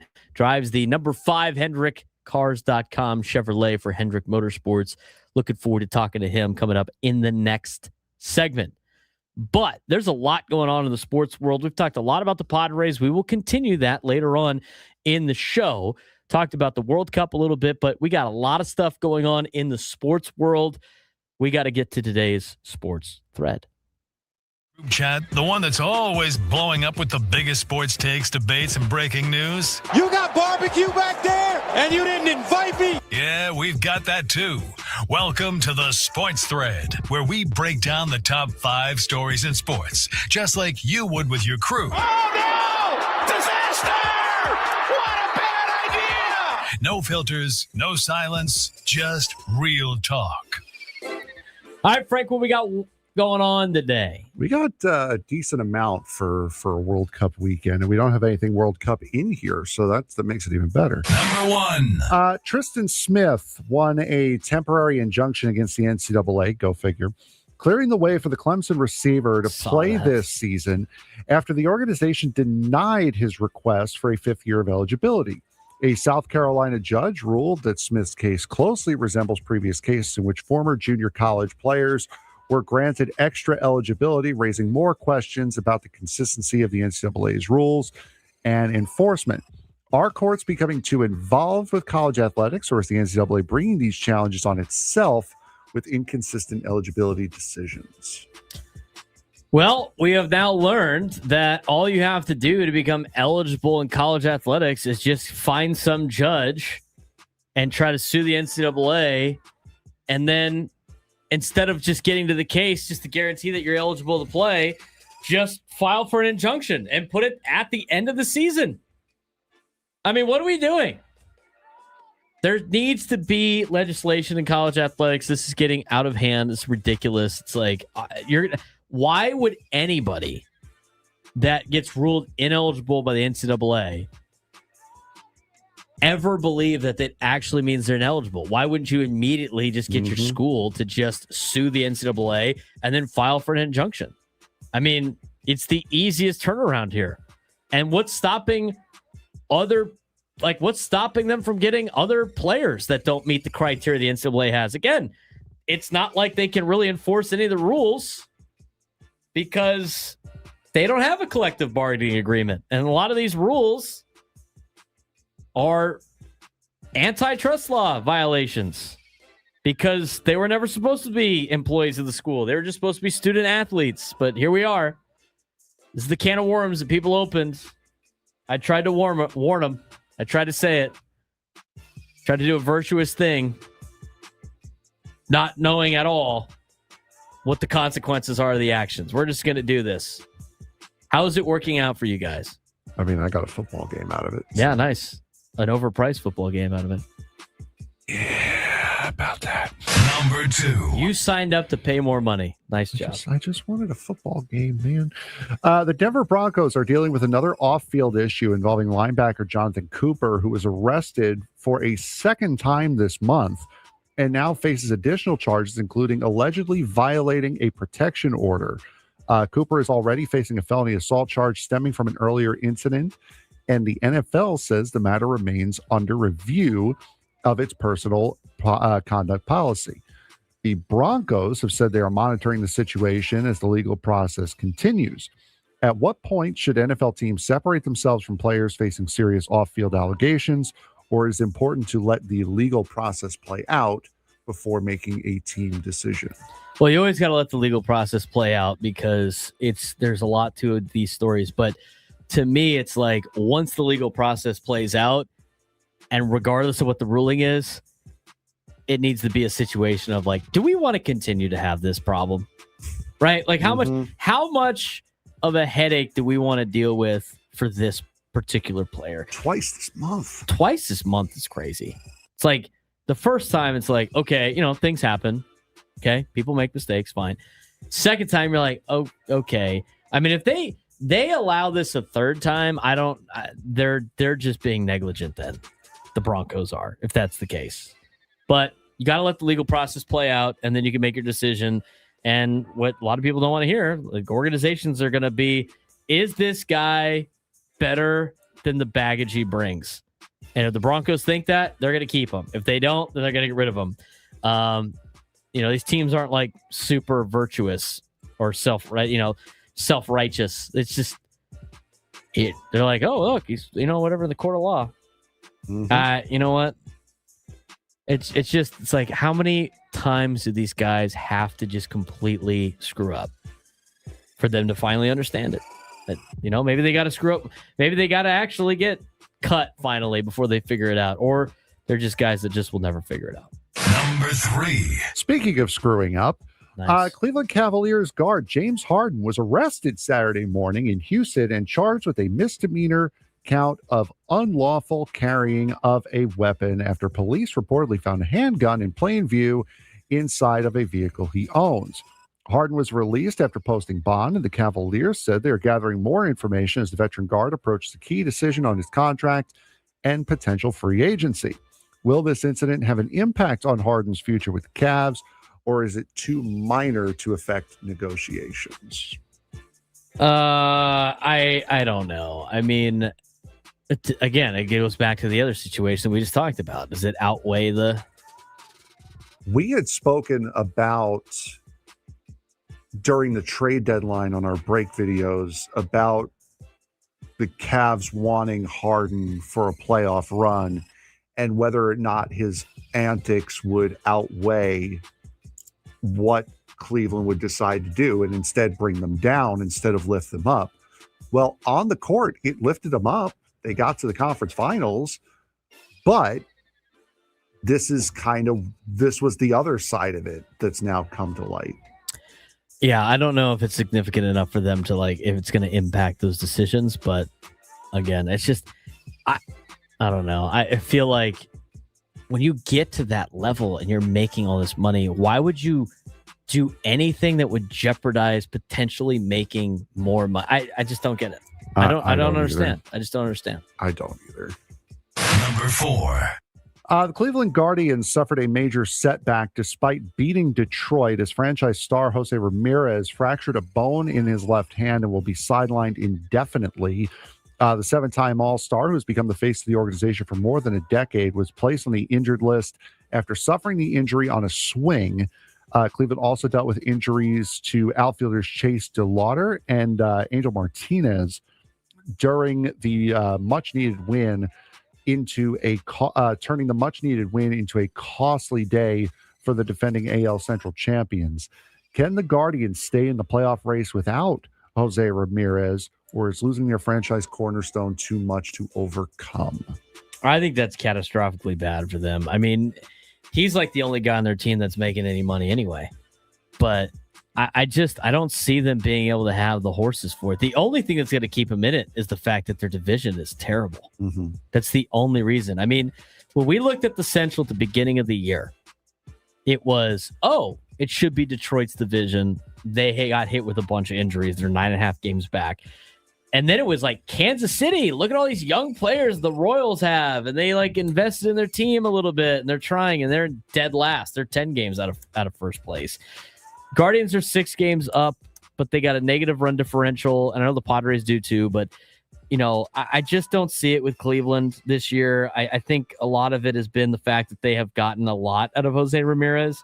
They usually have really good pitching, but I just don't see it happening. And, the White Sox are playing really well. They just took 2 out of 3 from LA this weekend. I mean, the White Sox got a young core too. I mean, what a job Will Venable has done with the Chicago White Sox and turning that thing around incredibly fast. Mm-hmm. Incredibly fast. The only thing that's going to keep the Guardians in it is the fact that their division's not good. That's the only thing that's going to keep them in it, but I don't think they could be a contender without Jose Ramirez. Holy cow, we're actually going to get to all 5 of these? Number 5. We also started earlier. Nikita Kucherov captured his second Hart Trophy as the NHL's MVP, edging Connor McDavid by just 10 points in one of the closest votes in league history. Kucherov finished with 130 points in 76 games and helped the Lightning to win 106 points during the regular season. The tight race also included Nathan MacKinnon, with all three superstars receiving at least 25% of first place votes. Did the voters get it right with Nikita Kucherov, or should Connor McDavid's league-leading 138-point season have earned the Hart Trophy? Does Connor McDavid win it most years? I think he won it last year. Let me see what. He did not. Hellebuck won it last year. Oh, yes. I mean, he hasn't won it since 2022, 2023. Kucherov had 130 points, so it's not like 44 goals and 86 assists. So it's not like Kucherov had a down year and still got it. He just missed him. We're talking about 8 points here. I think they probably got it right. I mean, he had a great year for the Lightning. It's just, disappointing in terms of their overall results, but I think he got it right. I believe so too. And now I don't know what to do with my hands. We're done with the sports thread, and we still got another 35 seconds to go. Well, two things on the sports thread. One, we started it earlier than we usually do. That's number one. Yes. Number two of them were like the same story. Yeah. I mean, it's like, oh, what do you think about this guy getting popped for this? Should he? I was like, well, I don't know. It's probably the same as the last one. As you go. Note 2, last one I did. Last one we talked about. Yeah. The Big 12 trying to put a saying. This is the first time we didn't have a Brandon Sorsby thing, or do we get to talk about that later? Maybe we'll talk about that later. We could talk about it later. Because we had some new news on that today, where the Big 12's like trying to put their own sanctions and things in to prevent Texas Tech from playing in the Big 12 championship if they play Sorsby. And to me, it's like they're going to put all their reputation on the line, and he might not even take one snap for Texas Tech this year, which is crazy to me. Kyle Larson, NASCAR Cup Series champion, joins us next.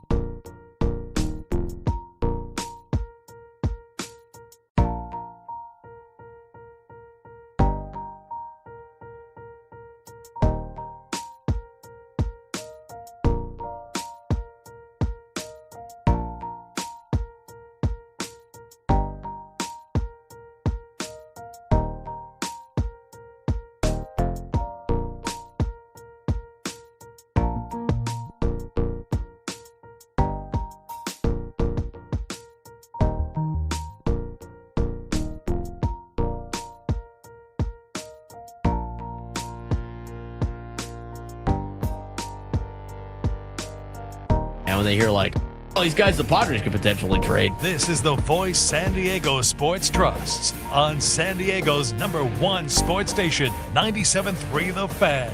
We're your favorite show's favorite show. This is the Braden Surprenant Show. Think about the children. The family show. Now, here's Braden Surprenant.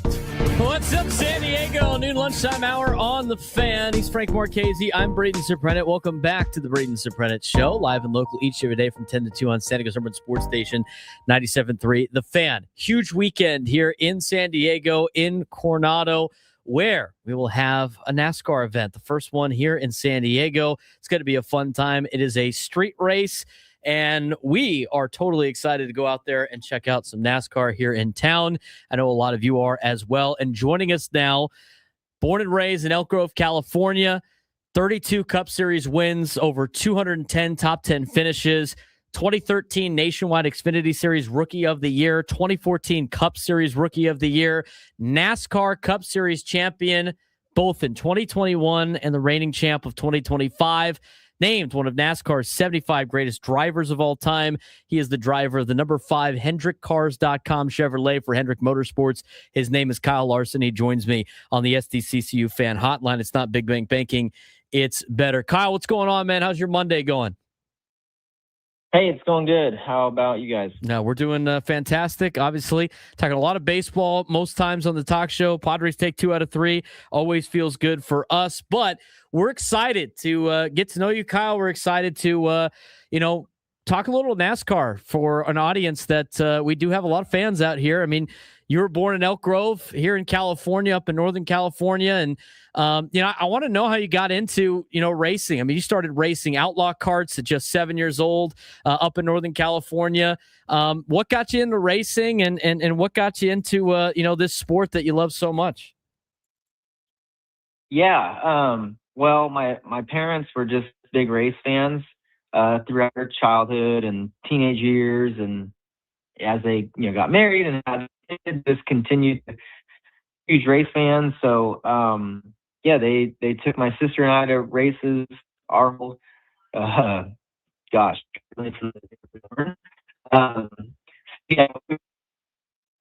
And then my dad built me a go-kart when I was 4. Must have enjoyed it and started racing with other kids. I was 7, and I just took off almost since then. So, it's been a fun sport to be a part of, and super thankful that my parents were in love with it as they were kids too, and allowed me to find my path in racing. The race, it's just interesting to me. I mean, you got into it at like 7, but, for kids that grew up loving a sport that their parents loved, for a lot of people, it's like, oh, I love soccer. You go sign up for youth soccer. You can go sign up for youth basketball. You could play Pop Warner. You could play Little League. Racing's a little bit different. What's the process like for that? I mean, where did you, where do you like sign up to get to this? You have to get your own car or car, whatever it may be.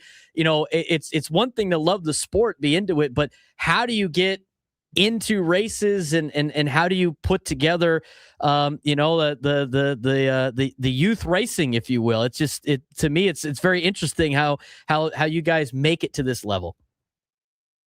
Yeah, no, it's that's a good question. I would say it's very similar to youth sports of baseball and basketball or whatever else you may be into. Flag football, and tackle football, whatever. But you just like for me, or for anybody, I guess you just got to research and find your local track. And then I would say it's expensive to get into, buying the equipment. But thankfully, on like the go-kart side of things, I mean, you can be racing for, I don't know, in the kids divisions for probably $10,000 would get you definitely started, and then maybe just a couple thousand more to get you through the year. So that's just a good way to get going. And then obviously once you get into the bigger, faster cars, things definitely become more expensive from there. But usually at that point, then if you've done a good job, there's other car owners and stuff that would hire you, so your family wouldn't be the one flipping the bill. But yeah, I think that's where racing's a little bit more challenging to make it in your sport or to the pinnacle of the sport, because it definitely takes financial backing from somebody, whether it be your family or a team owner or whoever. Where usually in stick and ball sports, if you've got the talent, you're in the work ethic, you're gonna make it. So which I think, in my opinion, in racing, if you still are super talented, you're gonna make it. Just some have to get some luckier breaks along the way and some lucky opportunities. But no, I think that's also what makes it pretty cool. Racing is, in the Cup Series, there's only 38 cars you can race for. Really only probably 18 that are competitive. So yeah, when you think about stick and ball sports, there could be, like on a football team, what is there, 50 something players on a team. Like, the odds of you making it in NASCAR are much smaller, which is pretty cool. Obviously, your parents made a lot of huge sacrifices, traveling to races, working on cars to support your dream. You got any fun stories about, how they helped you shape you into the driver and person you are today? No, I mean, I definitely, I look back on those days and I miss them. Being able to travel up and down the road with your family and just those memories of driving to the racetrack is, my mom and dad and sister and myself. I get to relive a little bit of that now through my kids, through my parents' eyes a little bit. So that's cool. But no, I'm very thankful and grateful for the sacrifices my parents did to get their child headed in the direction that they believed that I was in. And as any parent kind of does, it takes support. So I'm grateful for that. We're talking with Kyle Larson. He is a two-time NASCAR Cup Series champion. He is going to be racing here as part of NASCAR San Diego coming up this weekend. We are looking forward to that. But first time he jumped into a stock car professionally, 2012. I want to know about this debut race. I mean, you raced dirt track for a long time. You raced a lot of different vehicles leading up to it. You have had success at all levels. And then you got to jump into a stock car professionally for the first time. I'm sure you were nervous. I'm sure there were some big surprises out there, but you ended up winning your first race. I mean, that's kind of a fun way to get your professional career going. What was that experience like the first time you jumped into a stock car?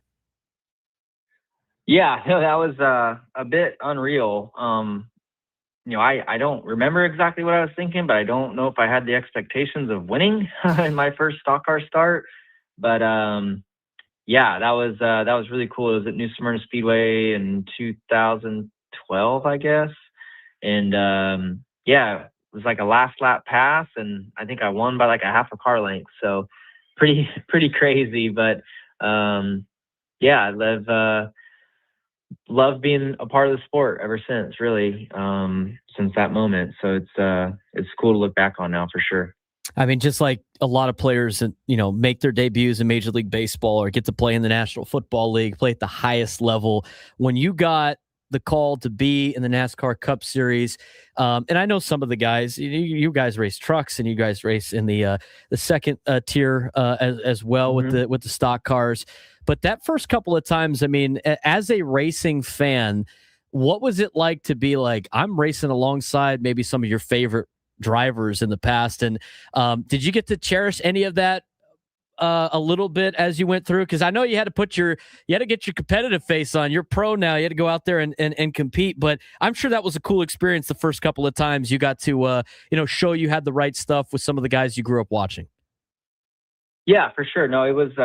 I'll never forget my first Cup Series start was at Charlotte Motor Speedway in October of 2013. So when you think about that, like I won my first ever stock car race in 2012, and then a year and a half later, I was making my Cup Series debut, which is wild to think about.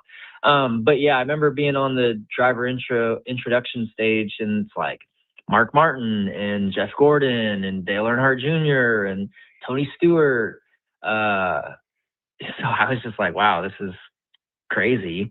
So yeah, no, it was pretty neat. And then, you look at how things are now, and like the young guys probably look at myself and others who were young back then in the same way. So pretty wild, but yeah, just thankful for Chip Ganassi, who I raced for back when I got started, and everything he did to get me to where I'm at today. You turned yourself into a two-time NASCAR Cup champion, defending champion coming into this year, and you've been right in the mix. Strong runs, stage wins. Has the competition felt this season compared to last year? And what do you and the number 5 team feel like you still need to sharpen up heading into the second half of the year? Yeah, it's been a challenging, start to our year. We had a new car for the Chevrolets this year, so it's taken a bit to learn and get used to. But I would say these last 4 or 5 weeks, I feel like we finally found some consistent balance to our race car. So we've been more competitive and happy about things. So yeah, I think that means we're headed, on the right path, and hopefully we can just keep inching at it and keep finding more and more grip and speed, and then I think we can be where we want to be come the chase time. So yeah, I've been proud of the team and just got to continue working hard. We're talking with Kyle Larson. He's the defending NASCAR Cup Series champion. Going to be out here for the road race, street race out here in San Diego. When we got the news about San Diego hosting a NASCAR event and then doing it in Coronado, I mean, we were obviously very stoked. Don't get to come out to California anymore. You're a California kid. Obviously, with Fontana not being a track anymore, this is an opportunity for you to race in your home state. I know there's a couple other Californians out there that probably loved being able to do that. When you got the news that San Diego could potentially be hosting a race, what was your reaction, and how excited are you to do this street course coming up here in Coronado? Yeah, I was super excited when I heard about it, because I know it's going to be an awesome event. And as it's gotten closer, I would say I'm even more excited. So yeah, looking forward to getting down there and learning a new circuit, but also just kind of seeing how our sport can honor the naval base there and honor the military. So yeah, it's going to be a great weekend. I know the crowd's going to be huge, and hopefully we can do a good job behind the wheel. How do you feel about the track and the layout? Have you been able to do that on iRacing yet? What is your experience, and what have they told you about this brand new track, obviously, for this street race? Yeah, I've gotten around a little bit on the Chevrolet simulator, and it's a fun track. It's really fast, very sketchy, bumpy. Just a high level of commitment style track, but on the verge of just crashing all the time. So, it's going to be wild when we get there. I think you're going to see a lot of mistakes, and I think the driver who can just have a clean race is going to have a great race. So hopefully that's something we can do as a team, and look forward to getting there and seeing what we got. Yeah, the street races are obviously fun for a lot of fans. This is not the first one you've ever raced in. What are the biggest, obviously, besides driving in circles compared to making a bunch of different turns? What's the not maybe your strategy, but like, how is it different for you guys? And you get a little extra fun being able to move around and do the street races. I mean, what's your opinion on racing these street races? I mean, I would imagine it probably goes back to your youth and everything else that you raced as a kid.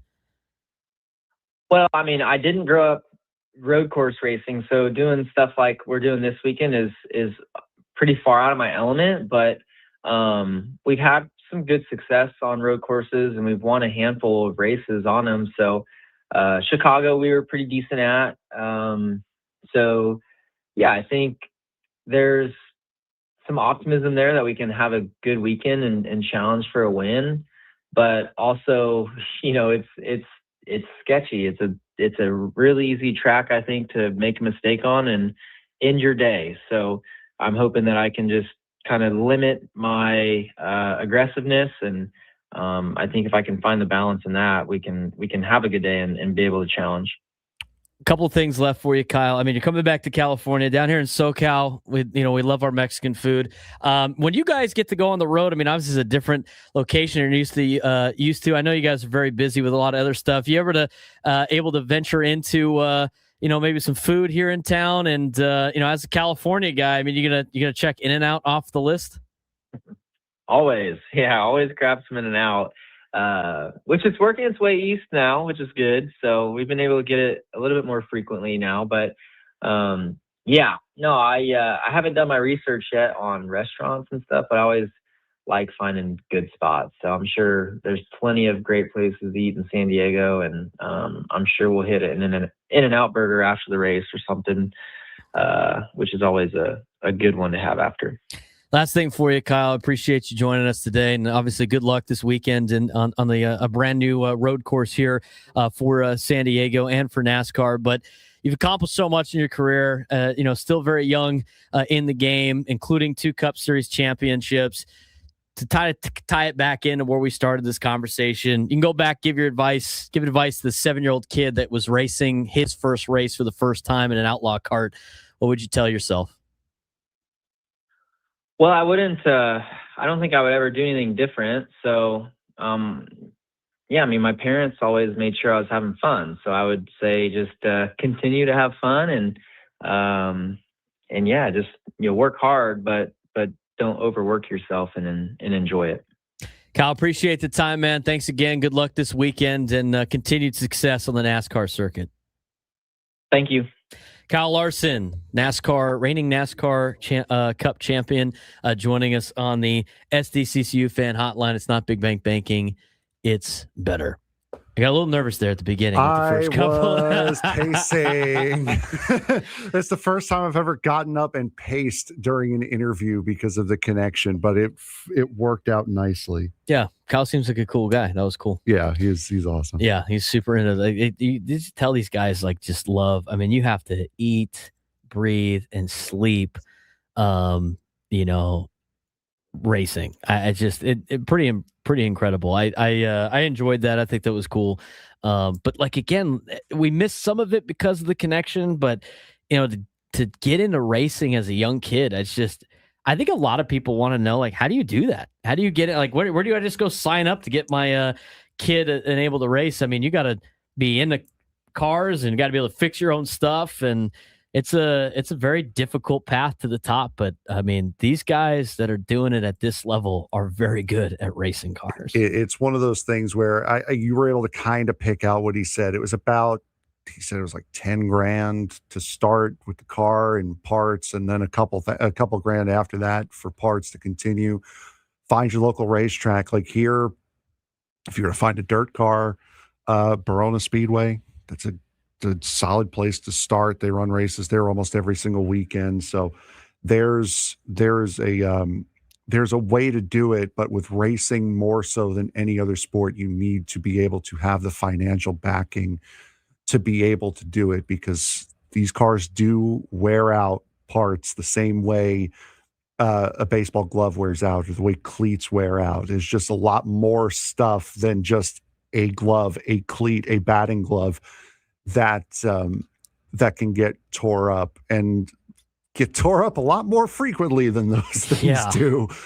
So the biggest thing that keeps people from doing it is the financial burden of it. But for those that stick with it and are willing and able to do whatever they need to do, like Kyle and his family were able to, it can pay off in spades for sure. When we come back, the Padres have announced a starting pitcher today. Your guess is as good as ours. We'll tell you who it is when we come back in the Braden Surprenant Show. Settings over at Sports Station 97 through the Fan.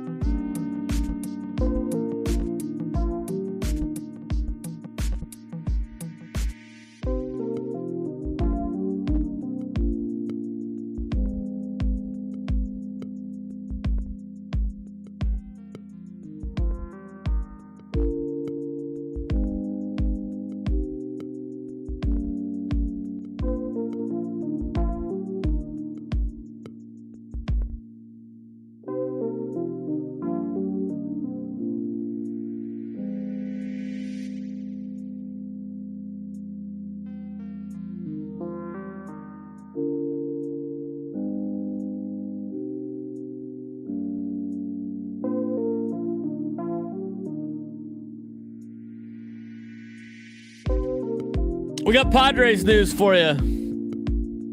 It happened during our interview with Kyle Larson. Kyle Larson was great. He joined us on the SDCCU fan hotline. It's not Big Bank Banking. It's better. Reigning NASCAR Cup champion. Great job, Frank, getting him on the show. And I'm thankful to every cell service in North Carolina that we were able to keep him on the show.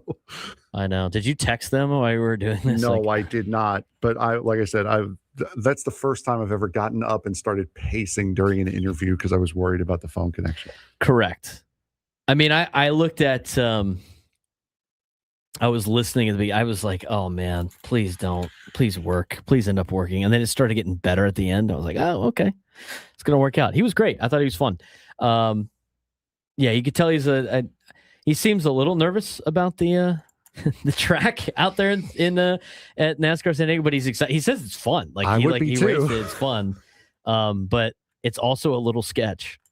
Oh, it's honestly it's very sketch. But if you're a NASCAR driver and you're used to the same courses all the time, I would imagine a challenge like this is probably exciting to get to. Oh, they're definitely open to the challenge. They're excited for the challenge for sure. It's learning a new course, learning what you can and can't do. And like Kyle said, this is a full commit track. You can't just it's not like Sonoma next week where you can kind of ease it into a couple of corners. This is a place where if you want to make track time, you have to be full commitment at all times. And there are, as you guys would have seen with the video that I posted over the weekend, there are plenty of places that can catch you out here, especially between turns 6 and 7, I believe, or 7 and 8, where it's just that long straightaway and it's about as bumpy as it can be.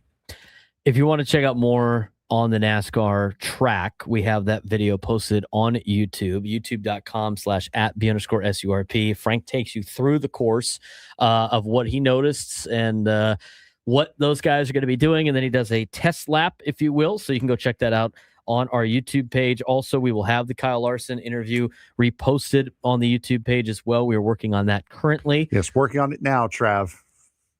Get Marchese up and moving. The phone call to the bullpen. Get Marchese up and moving. And in that meantime, while we were doing all of that, we had some Padres news. Now, today, the predicted start, well, not the predicted starter, but the guy in line in the rotation today was Lucas Giolito. And the Padres had TBD for the starting pitcher. In terms of who it's going to be, well, it's going to be Wandy Peralta. Wandy Peralta is going to start today for the San Diego Padres. Be his first start of 2026. Are you surprised they didn't go with, well, I guess Bragley pitched yesterday, but Bragley Rodriguez has been their opener, if you will. So we have not gotten, or at least I have not seen any additional tweets about what the Padres' plan might be of a Wandy Peralta opener and then into Lucas Giolito. Can you do me a favor? But interesting. What? Can you pull up the Cardinals roster real quick?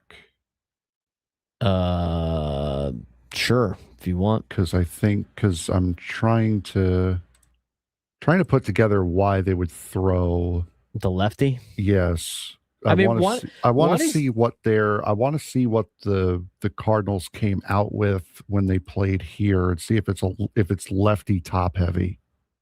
I mean, the other thing too with Wandy though, it's he has experience doing this. He's got a 2.18 ERA this year. He's 1-0. He didn't do poorly when he did it against the Dodgers last year. I think he did it once last year. Is that what it was? I believe so. Where he started the game. I know Alec Burleson's a lefty. I don't know about JJ Weatherholt. It was Weatherholt, Herrera, and Burleson for the final game of that series. Oh, I'm sorry, that was for Saturday. I forgot that was a 4-game set. So the last time Wandy Peralta came in as an opener or a starter was against the Dodgers back on August 15th. And you already have a Cardinals lineup up. So. Oh, they do already? 3 of the first 5 hitters are lefties. Oh, well, there you go. So that's why they had So Wandy. that's why, and yeah. Bragley pitched yesterday, did he not? Didn't he pitch yesterday? I think he did. They started Weatherholt, Herrera, and Burleson all 4 games. That was the top 3 in their lineup when the Cardinals were here. So very heavy lefty lineup for the Cardinals.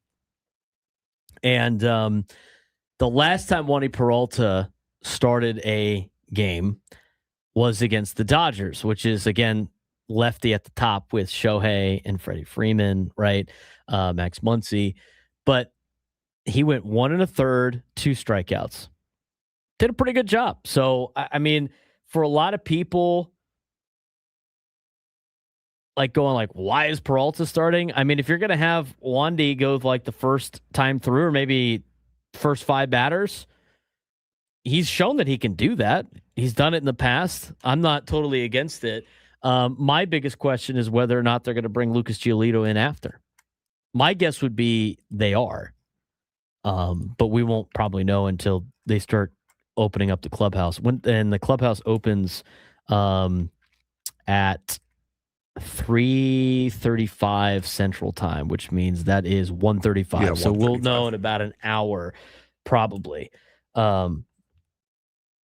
But I don't think he's going to have. I don't think they're going to ask him to go an entire time through the order. I think they're just going to. I think they'll probably go an inning and a third, maybe an inning and 2/3. Yeah, get through the lefties and then bring in Giolito. And then bring in Giolito. Yeah. What would be the? I'd love to know what's the reasoning with the Giolito thing? Do we not think he can make it through the first time through the order? Is that how much he's been struggling? Maybe try something different. Yeah. I don't know. That's the only thing I can think of is that just try something different. Their lineup today, their starting lineup today, lefty, righty, lefty, righty, lefty, righty, lefty, righty, lefty. So you do have more lefties in the lineup than righties. So maybe that's it. But I would imagine they probably go with Giolito next after this, after Peralta. It's an interesting move by the Padres. I don't mind how they've been moving things around for the starting rotation, but I think they're just going to try to make it through. Maybe down to like Lars Nootbaar, who's batting 5th. They're probably going to ask to go like inning in the third, inning in 2/3. That would be my guess. But we'll see what Wandy does in the start. Looking forward to it. We need to get to our midday sports standoff. If you have what it takes to take me on in some sports trivia, you will be qualified for a chance to, if you take me down in sports trivia, you'll be qualified for a chance at our grand prize, a 2-night stay at Town and Country Resort and a $250 food and beverage credit. Work on your resting vacation face this summer at Town and Country Resort.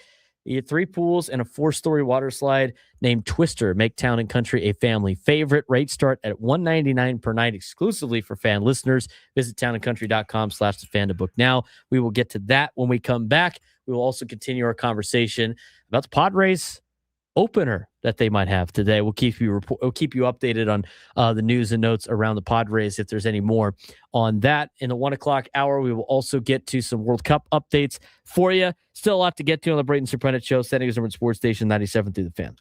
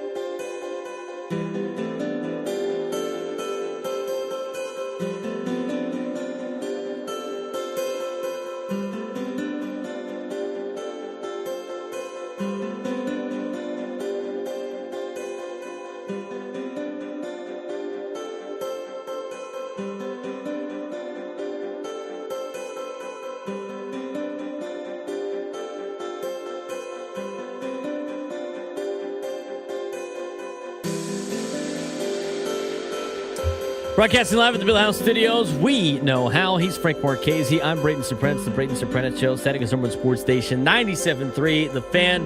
Had a beautiful day out here in America's finest city. Again, we had Kyle Larson on earlier today, two-time NASCAR Cup Series champion and the reigning NASCAR Cup Series champion. If you missed that interview, we posted it on our YouTube page. Go to our YouTube page, subscribe to our YouTube page. You'll get notifications every time we post new videos on there if you would like.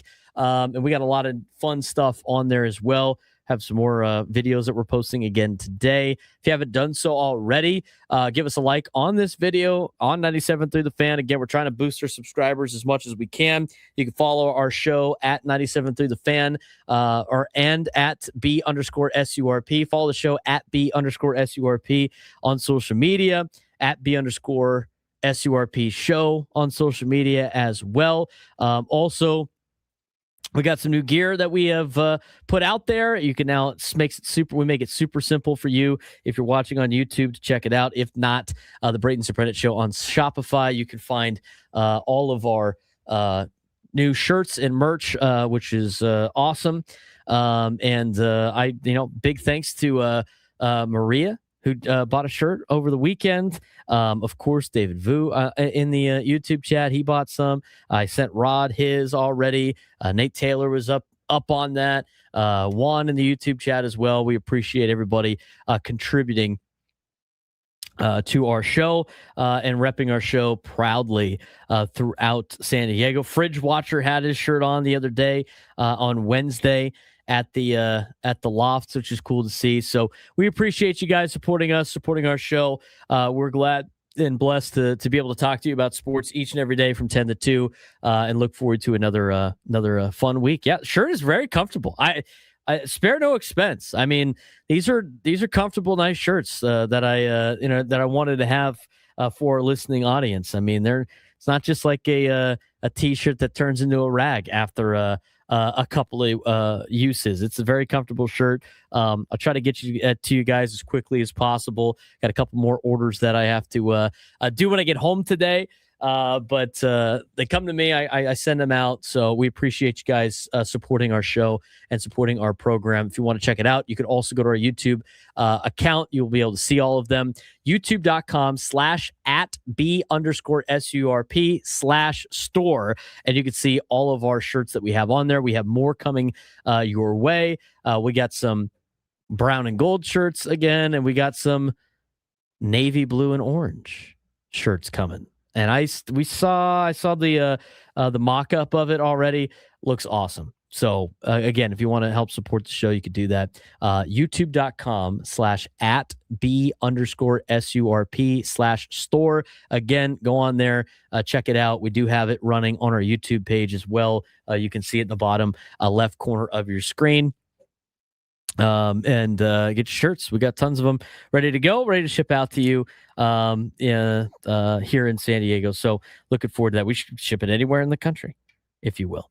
So repping the show, we appreciate that. Thanks to all of you for doing that. We do need to go to our midday sports standoff in just a little bit. We got some other news on the Brendan Sorsby situation we're going to get to. We're going to talk about the World Cup in the next hour as well. Egypt has a 1-0 lead on Belgium in the 44th minute of play. The game earlier today was fun between Cape Verde and Spain. I mean, Cape Verde was able to work a scoreless draw against Spain, which I know it's not a win, it's a draw, but that was probably the biggest upset so far in the World Cup. A lot of games going on today. We got a lot of sports going on right now. In the summer months here in San Diego, it's great. Texas has a 7-2 lead on Alabama in the College World Series. So a lot of sports going on. We're going to talk more Padres in the next hour. Also breaking down how big of a series this is for San Diego. It's a huge series for San Diego. And another big series is the one that welcomes the Padres when they come back. And we're giving away tickets to that series. Padres and Braves, June 22nd. In the next hour, we will be giving away tickets to that. That's where the free Padres Western Snapback hat next Monday is the giveaway. We'll talk more about that later in the 1 o'clock hour as well. Let's get to, though, today's Midday Sports Standoff. Welcome to Midday Sports Standoff on the Braden Surprenant Show. I can't believe what I'm seeing right now. The ultimate head-to-head battle where sports knowledge and quick thinking collide. No, he's no good. Are you kidding me? Contestants will go toe-to-toe with Braden in a sports trivia deal where every correct answer brings them closer to victory. Down the sideline! Wow! Unbelievable! But 3 strikes and it's game over. This is not Detroit, man. This is the Super Bowl. Can you outsmart Braden? The midday sports standoff starts now. All right, Frank, who we got playing today? We have Todd playing today, and Todd is calling from San Diego. Todd, how you doing today, bud? I'm good, guys. How are you doing? Good. All right. So while we all have gotten very, very sick with World Cup fever here over the course of the last couple days, there have been 13 different countries that have made a World Cup final. Not win, have made a World Cup final. Who are the 13 different nations that have represented themselves in the World Cup finals? Todd, you get the first guess here. We'll go with Brazil. Brazil is correct. They have won the most World Cups, as a matter of fact. When did the World Cup start? 1930? Yes. I would go with, you know what? It's going to upset you, but the Italians. They've won 4 times. They've made it, I believe, 5. So we have Brazil and we have Italy. Italy off the table. Did you see the sign out there in Italy? Free drinks for during Italy World Cup matches. Painful to the emotions. It's okay. I'm Italian. I can make fun of it. Todd, please get a pick before I strangle our host. Germany. Germany, correct. I will go with the other. I'll go where my last name is from. France.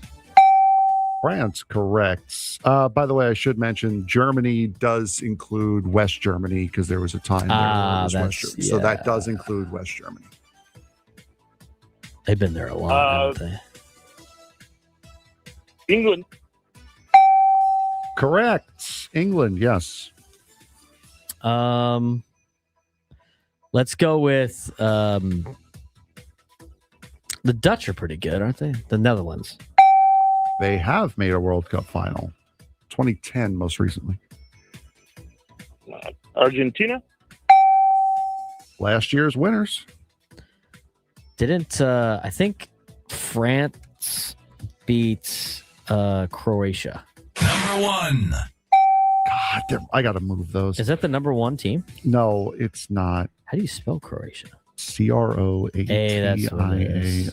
That's what it is. All right. I kept spelling it I wrong. got to move these buttons. Todd, go ahead. Spain. Spain, yes. Okay. What about... We've got 4 left here. Okay. What about the Czech? Yes. As Czechoslovakia, yes, they did go to 2 World Cup finals. Yeah, Uruguay, 2 times winner. Uruguay was also the first winner. Yeah. So we have Brazil, Italy, Germany, France, England, Netherlands, Argentina, Croatia, Czech, Uruguay. Am I missing one? So Argentina, France, Germany, Spain, Italy, Brazil, England, Spain, I forgot to write Uruguay, Croatia, Czech, and the Netherlands. You got 2 left here. I'm thinking of like just European countries at this point. What about the Swedes? Super Swedes have made Super it. Swedes. All right. So whoever gets this last one here, since it's an odd number, whoever gets this last one wins it. Todd? Yeah, it's Hungary. Yes, I am, as a matter of fact. Todd, congratulations, bud. You have qualified for a chance to win the trip to Las Vegas. So the 13 different nations that have gone to a World Cup final: Argentina, France, Germany, Spain, Italy, Brazil, England, Uruguay, Croatia, Netherlands, Czechoslovakia, Sweden, and Hungary. I'm hungry. I've also been up since 5:30. I will say this. Since I moved, I don't have to drive as far to coach football, which is great. Isn't that nice? It's so nice. The thing was, I like for spring ball when they were in the morning, I hadn't moved yet. So that was rough, those early morning wake ups, because I was driving past my new place on the way every single day, going, oh, I could probably sleep a little bit more. I left my place at like 5:53 this morning, and I got there at 6:01. It was so nice. I asked my friend who coaches volleyball, because she actually lives in the neighborhood that she coaches at. I said, how nice is it to actually not have to drive like 25 to 30 minutes after practice to go home? I was like, I should try this more often. This is great. So wonderful. Had that this morning. Aztec football tournament was this weekend. That's fun stuff. That means the real kickoff to the summer for high school football is just right around the corner, which means college football is right around the corner as well. Looking forward to that. TCU announced their uniforms for the week 0 matchup. They brought the spikes back on the jerseys, kind of. The only cool thing about the uniforms, though, is the frog has a shamrock in his mouth because they're playing in Ireland. Other than that, it's kind of a little iffy. The Brendan Sorsby situation just got more interesting, too. We'll talk about that in the next hour. We do want to give away Padres tickets in the next hour as well. But as reported by Kevin Acee about tonight's situation for the Padres, the Padres will use an opener tonight and possibly on Wednesday.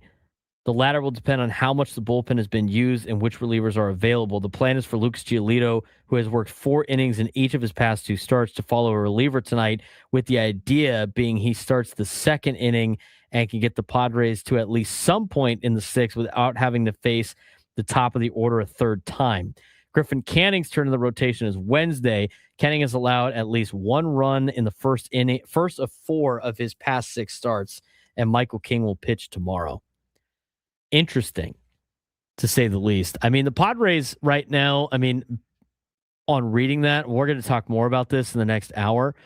Reading more into that, I think the Padres know that, like, they got a little bit in Giolito and Canning there, but they probably need to work through this. And they also know, I think at this point, Frank, they don't have time to, like, punt on games anymore. No, they got to get in and start. Mm-hmm. They can't dig themselves in huge holes, especially with the way the offense is like battling their way back to relevancy, if you will. They can't afford to just give up like 3 or 4 runs in the first inning. So interesting that they might go with 2 openers this week with the state of the bullpen the way it is, and the fact that like Giolito and Canning just do not get off the great starts of the game. Eventually, some of them. Giolito looked good against the Mariners, and then after that, he's looked okay. His command, both have been command issues for the Padres. We'll talk more about this in the next hour, but the more you look into the 3rd time through the order, the more you look into, starting of games, the more you look into these 2 in particular who did not get spring training, a full spring training, and who have been working their way back from, 1 from an injury and 2 from a late signing.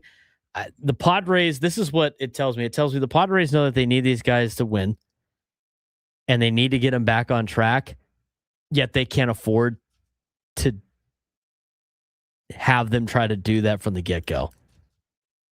And that's where you're going to start seeing some openers. I hope this is not a recurring thing, but it makes things even more interesting when Herman Marquez and Matt Waldron are both expected to be back relatively soon, and maybe we'll get some updates on that in a little bit. 1 o'clock hour, we will talk more Padres baseball, and we will dive into what's going on in the World Cup.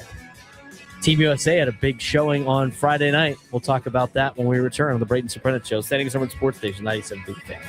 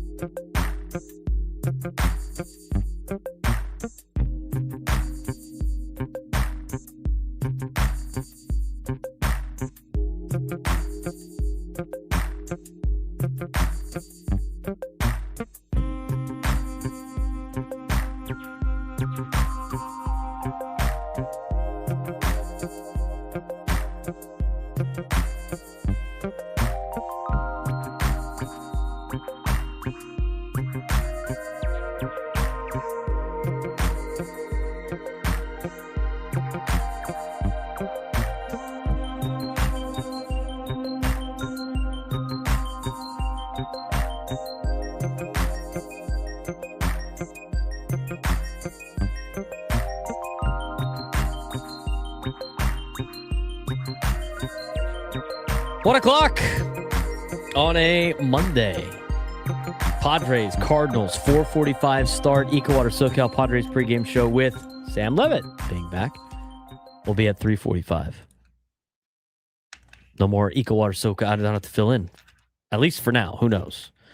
Sam was at a wedding this week. He was not at a wedding. He was officiating a wedding I was hesitant to say that, and the reason why is because now I don't need a bunch of goobers blowing up his DMs for him to officiate their wedding.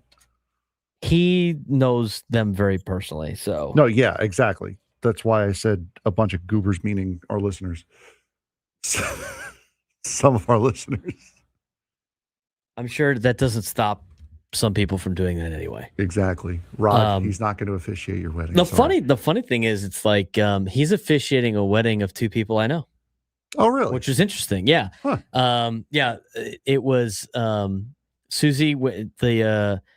Susie went to TCU, sports broadcasting major, and Chuck used to be the SID at USD. He's now the SID at CSUN. Oh, that's interesting. So I know both of them.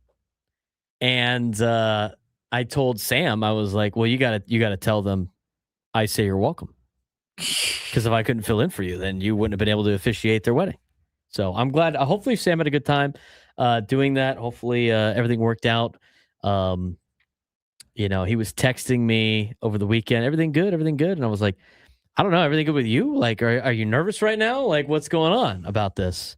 I don't know. He's going to give the details on. He's probably not going to give the details on the pre or the post game show, but I'm sure he talked about it on Ben and Woods. I got to get the numbers.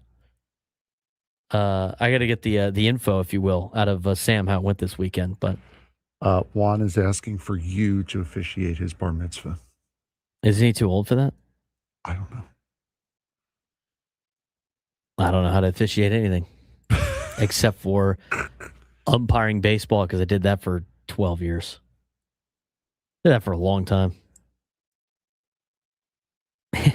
Are you going, this is from Juan in the YouTube chat, are you going to officiate Sammy's wedding when he meets the one on Love is Blind?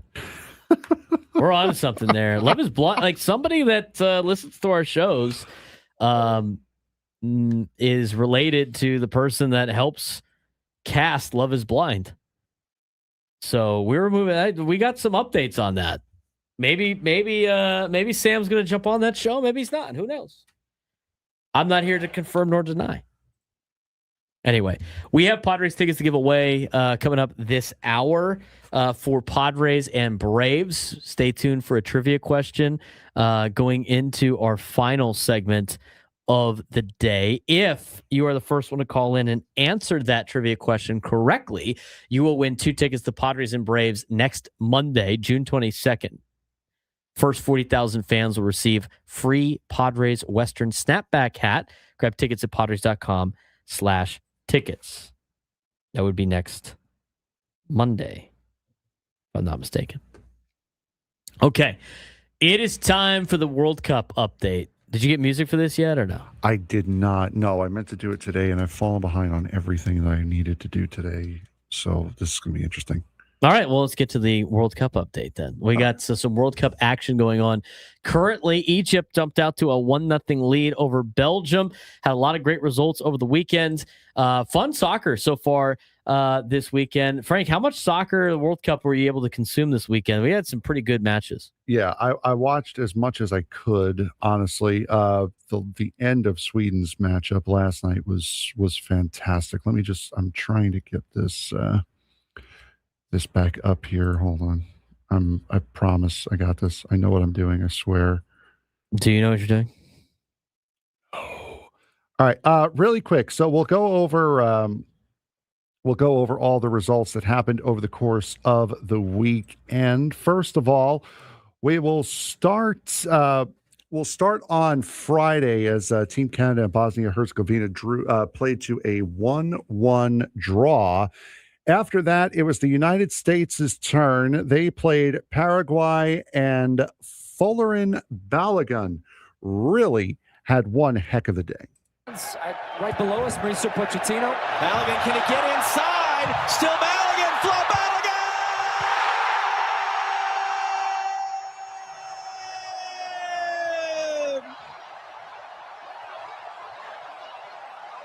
All the calls you'll hear brought to you by Fox Sports Fox Sports on their Twitter account. U.S. would go on to destroy Paraguay 4-1 in that game. Started with an own goal in the 7th minute for Paraguay, so that was just a lost day for them.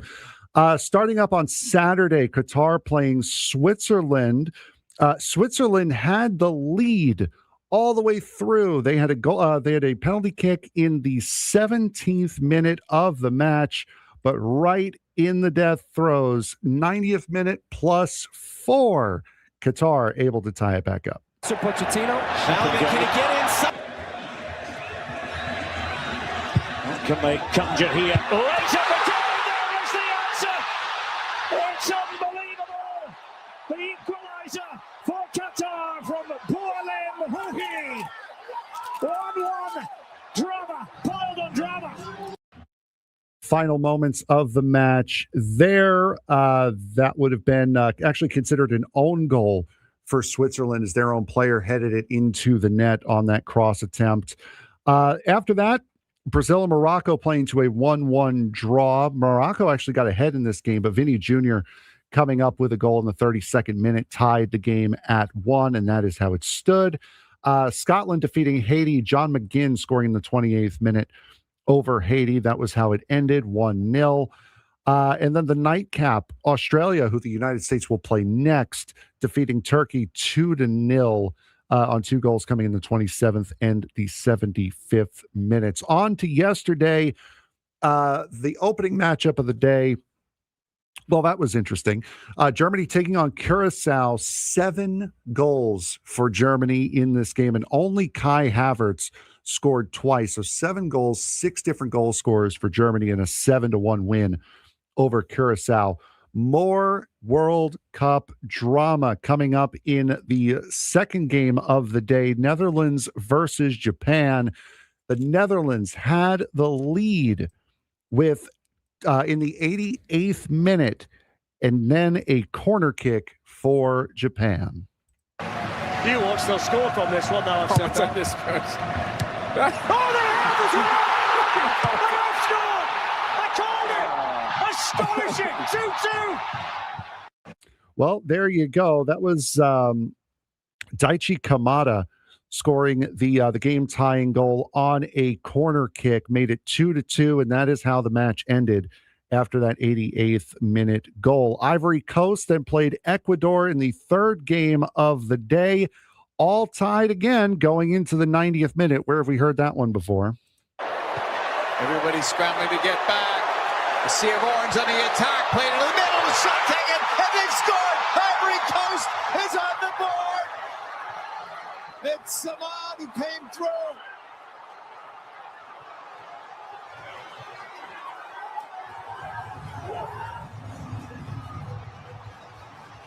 Again, all these calls courtesy of Fox Soccer on Twitter. Nightcap was Sweden versus Tunisia last night. Sweden with a 5-1 victory in that game. It was 3-1. It was 2-1. Sorry, going into halftime, and it ended 5-1 in favor of Sweden. Spain versus Cape Verde earlier today. A beautiful defensive play game from Cape Verde, stealing a draw from Spain, 0-0 in the upset so far of the tournament. And so far, just kicking off second half, Egypt versus Belgium. Egypt's Imam Ashour scoring in the 19th minute, giving them a 1-0 lead currently over Belgium as we begin the second half. We look at the tables, if you will. In table Group A, Mexico and Korea both won. Mexico and Korea both have 3 points in the standings.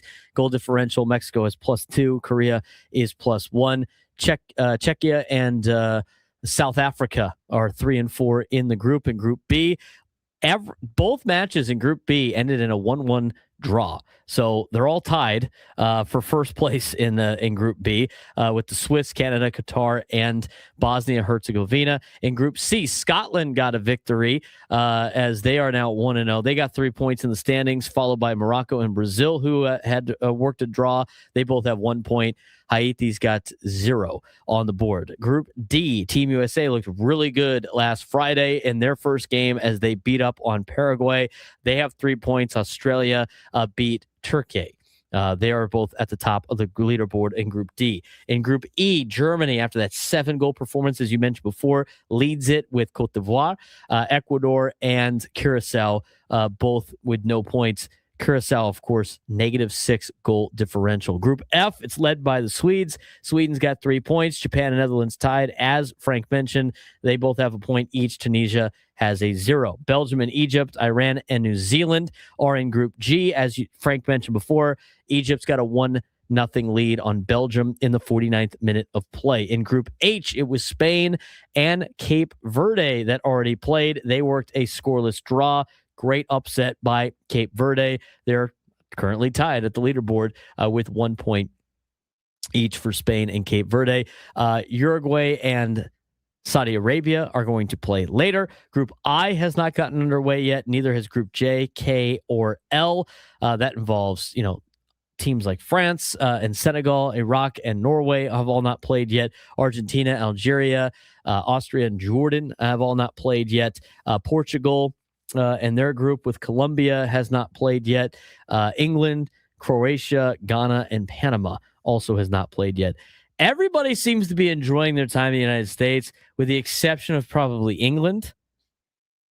I don't know why England had to they hunker picked down to play, why they wanted to make their base camp in Kansas City. I don't want to disrespect Kansas City, but if I was any of these countries, I know Kansas City is in the middle of the country, but for travel is probably a lot easier.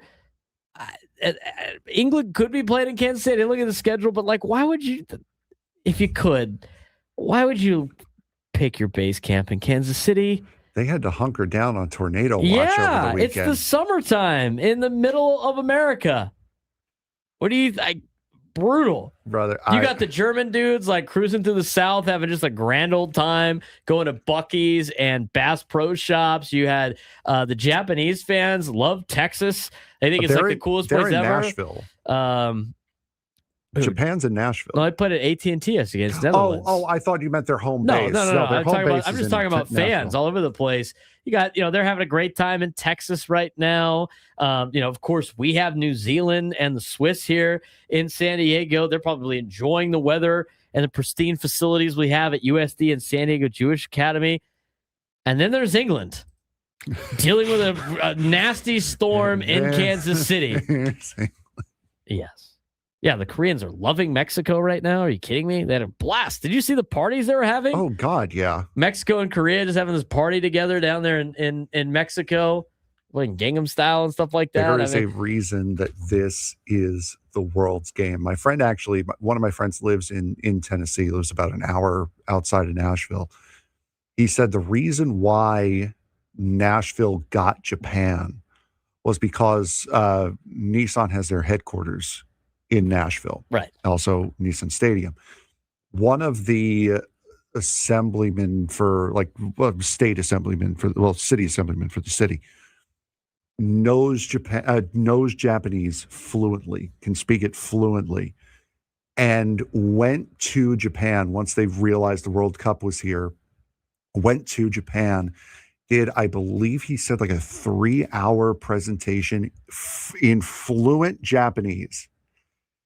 And the next day, Japan was like, our base is going to be in Nashville. I don't know what else you guys want from us, but our base is in Nashville. How insane is that? Yeah. Kansas City in the summertime, no thank you. England, it's getting wrecked. Did you see the England fans when they played in the friendly in Tampa? No. Oh, my God. They were like, this is so hot. It's so hot here. I'm like, well, it is Florida in June. I don't know what else.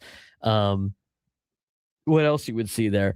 Let's talk real quick before we dive back into Padres baseball in the next segment. Team USA looked really good. Yes. And I think they looked, because everybody was asking the question, is Team USA good or is Paraguay really, really bad?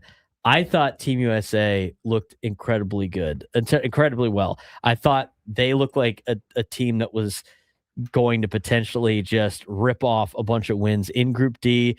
The way that they played, the stars were shining for Team USA as well. That's the best Team USA has looked, at least in, it seems like, my lifetime, in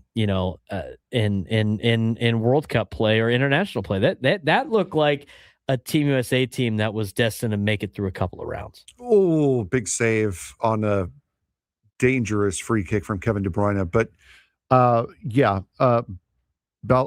Balogun is looking like a very, very capable attacker for hit the outside of the post for the United States. Giovanni Reyna coming in as a sub, made instant impact late in that game, ended up scoring in the 90th minute +8 to really put the game out of reach. But yes, that was the United States playing up at or near their best on Friday night, and that's kind of why these guys all played in the World Cup in Qatar in 2022, is to be able to get experience for this moment.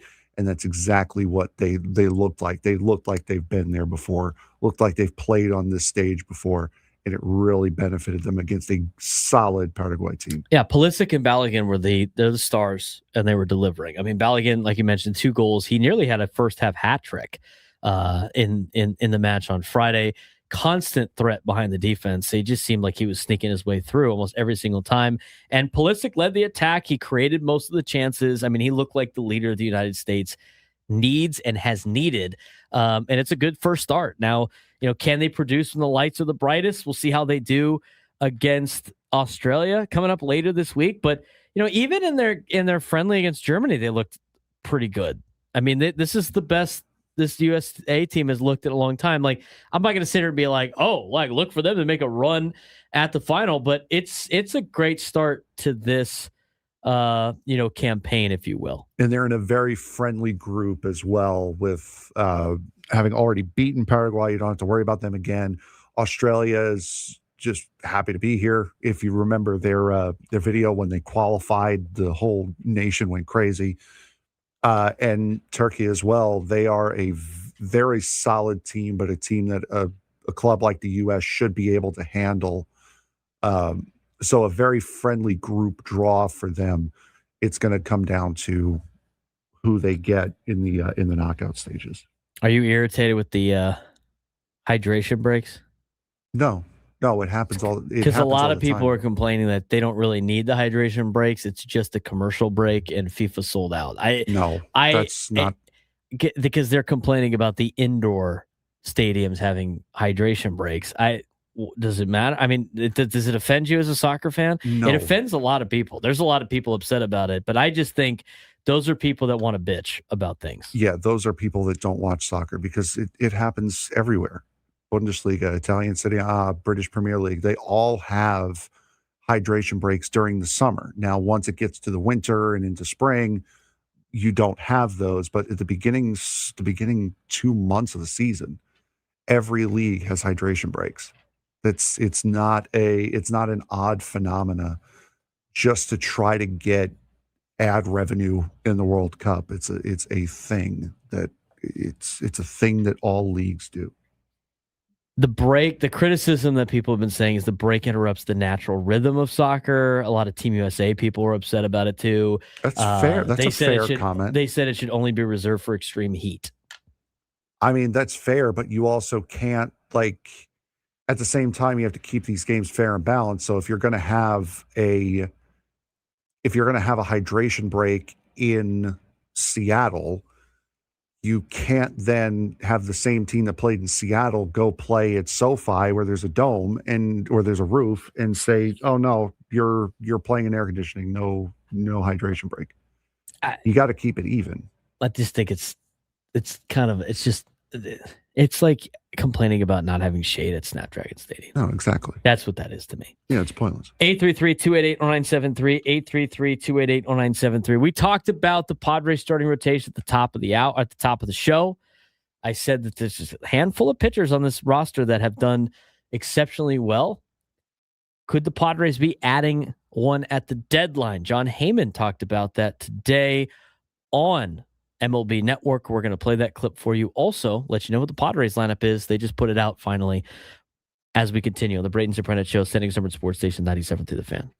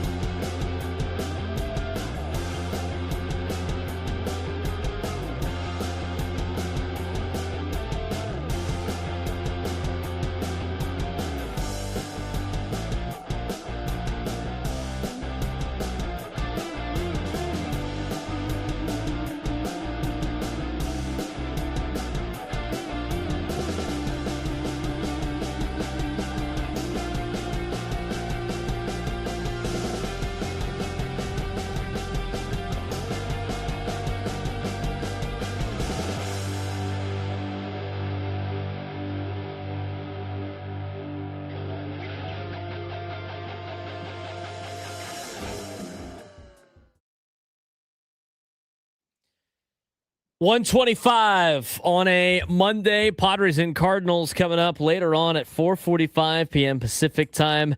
As we go to break, we're going to ask a trivia question for you. And first one to call in and answer it correctly will win tickets to Padres and Braves coming up next week. We'll get to that in just a little bit. Padres have announced their lineup, though, today. We'll get to that first before we start diving into what was said by John Heyman on MLB Network today. Let's get to today's starting lineup for the Padres. Their third one. There it is. You finally found the thing on time. I'm just glad you didn't hit the button that says number 1. No kidding. Huh? Gotcha. Got him. Fouls during the break don't count towards your foul. No, they don't. They do not. But that was a foul during the break. Fouls during the break for us don't count. Fouls count the entire time for chat. Also true. Wandy Peralta is getting the start today as an opener. Sounds like Lucas Giolito is going to come in the second inning, apparently, according to the Padres' plan. So we'll see how that works out today. He'll be going against Dustin May. And this is the lineup that Craig Stammen's rolling out against Dustin May, who's 4-6 with a 4.21 ERA and 66 strikeouts this season. Padres have already faced Dustin May once this year, if I'm not mistaken. And I'll get the... I believe they did. Yeah, they did, right? I think so. It was a 4-game series. I mean, you're going to face everybody but one guy in that rotation. So anyway, leading things off today, Fernando Tatis Jr. He will lead off and play in right field. Batting second and center field is Jackson Merrill. Manny Machado gets the day off his legs. He'll be DHing and batting third. Gavin Sheets bats fourth. He plays left field. Xander Bogaerts plays shortstop. He bats fifth. Batting sixth and at third base is Will Wagner. Will Wagner getting a start in the infield today. Ty France plays first base. He will bat seventh. Sungmoon Song starts at second base. He will bat eighth. And Rodolfo Duran will catch and bat ninth for the San Diego Padres. Interesting, Frank, that they're not going with Samad Taylor, who has been the hot hand. I mean, I guess you got to give guys a day off, but no Samad Taylor with how well he's been playing. I find that one to be a little bit of an interesting move. Maybe just needs to get the day off. No Samad? No Samad. All right, we riot. We riot now. Go ahead. Start Agent Zero in the lineup. We need him every day. Belgium just scored, tied it up. Big Romelu Lukaku evening the game up. All tied at 1. Coming in as a sub too. Recently came on as a sub, and now we're 1-all. 5 cents to Scraby on the sounder for the lineup is hilarious. Okay, so Padres are going with an opener today. It sounds like they might be going with an opener Wednesday. The starting pitching, again, statistically is not. There's some guys that are trending in the right direction and some that need a little bit of help. Griffin Canning, Lucas Giolito are the two that at this point need a little bit of help, hence the openers. But Padres obviously need to address starting pitching probably at the trade deadline. And they talked about it on MLB Network. And John Heyman was talking about a certain starting pitcher that could find his way to San Diego. Arms not named Scooble. That's why I want to start, because arms are always front and center. Who could be the belle of the ball this trade deadline? Yeah, first I'll mention Scooble. Right now the Tigers are 29-42, so I think he's likely to be traded. These other two kind of on the fence. We shall see about that. Peralta, to me, and Alcantara would be 2 and 3 or 2 and 2A as guys who could be traded. Very dependable guys, always answer the bell. Alcantara and Peralta are not having their best seasons, but they are guys who put up the innings. Obviously, playoff starters for just about any team. 4.25 ERA for Alcantara, but he is considered a top-of-the-rotation starter by most. Peralta, same thing, 3.90 ERA right now. I would say both teams are a little bit on the fence right now. The Marlins have won 9 of 11. So, look, they have a 500 record. Their actual run differential is exactly 0, so no guarantee they sell. I would say same with the Mets. The Mets are more likely to sell. I think at this point they're not doing as well as the Marlins, but they certainly have been better lately. but Peralta certainly would be of interest. And just throwing it out there, potential teams, I like the Padres for Alcantara. San Diego and Miami have matched up before. And for Peralta, Bruce Levine mentioned this, I like the Cubs. Craig Counsell, big fan from the Milwaukee days. Interesting that's where John Heyman is going with. And now the Padres have been linked to both Tarek Skubal and now Alcantara. And, obviously could use some starting pitching help. We've seen them be linked to some bullpen help. I know the last reports were saying that the Padres are looking for a left fielder, if you will. But where there's smoke, there's usually fire. Interesting from John Heyman on this one, Frank. Yeah, and for Freddy Peralta, we're hearing more and more that he's more likely than not getting re-signed by the Mets, which go figure. Not just with how the Mets have done, but with how he's pitched this year. He hasn't really lived up to the Freddy Peralta hype. But neither have any of the Mets. So as far as Sandy Alcantara goes, I don't see the Marlins getting rid of him. They had a prime opportunity to get rid of him last year. They held on to him. And now this year, when they're expected to be pretty good based off of how they finished out last year, they had a really slow start. But as we mentioned, they're 10-2 this month in June. They've won 8 of their last 10. So I don't see the Marlins, especially if they continue playing the way that they have. I don't see how the Marlins trade Sandy Alcantara this year. I do, and this is why. Because are they going to re-sign him? He's 30 years old. Are they going to re-sign him? They have a club option for next year. Are they going to give him a long-term lucrative deal? Can they afford to re-sign him? I mean, you're talking about re-signing a pitcher who spent his entire career there thus far and is in the latter stages on the age side of his prime, has had arm surgery. You could probably get him for a little bit cheaper. But you probably could get him for a little bit cheaper. I don't necessarily know. I mean, like, I saw the reports. You see the reports from Bob Nightingale that Bo Bichette is most likely going to opt out of his contract with the Mets. Yeah, I think that would be foolish. Honestly, I thought the same thing about Alex Bregman. Yes, he would be stupid. Yes, they are continually opting out of contracts, and they're getting rewarded for it for mediocre pay. I don't think Sandy's going to get mediocre for mediocre play. Sandy's better than mediocre play. And if you're the Marlins, unless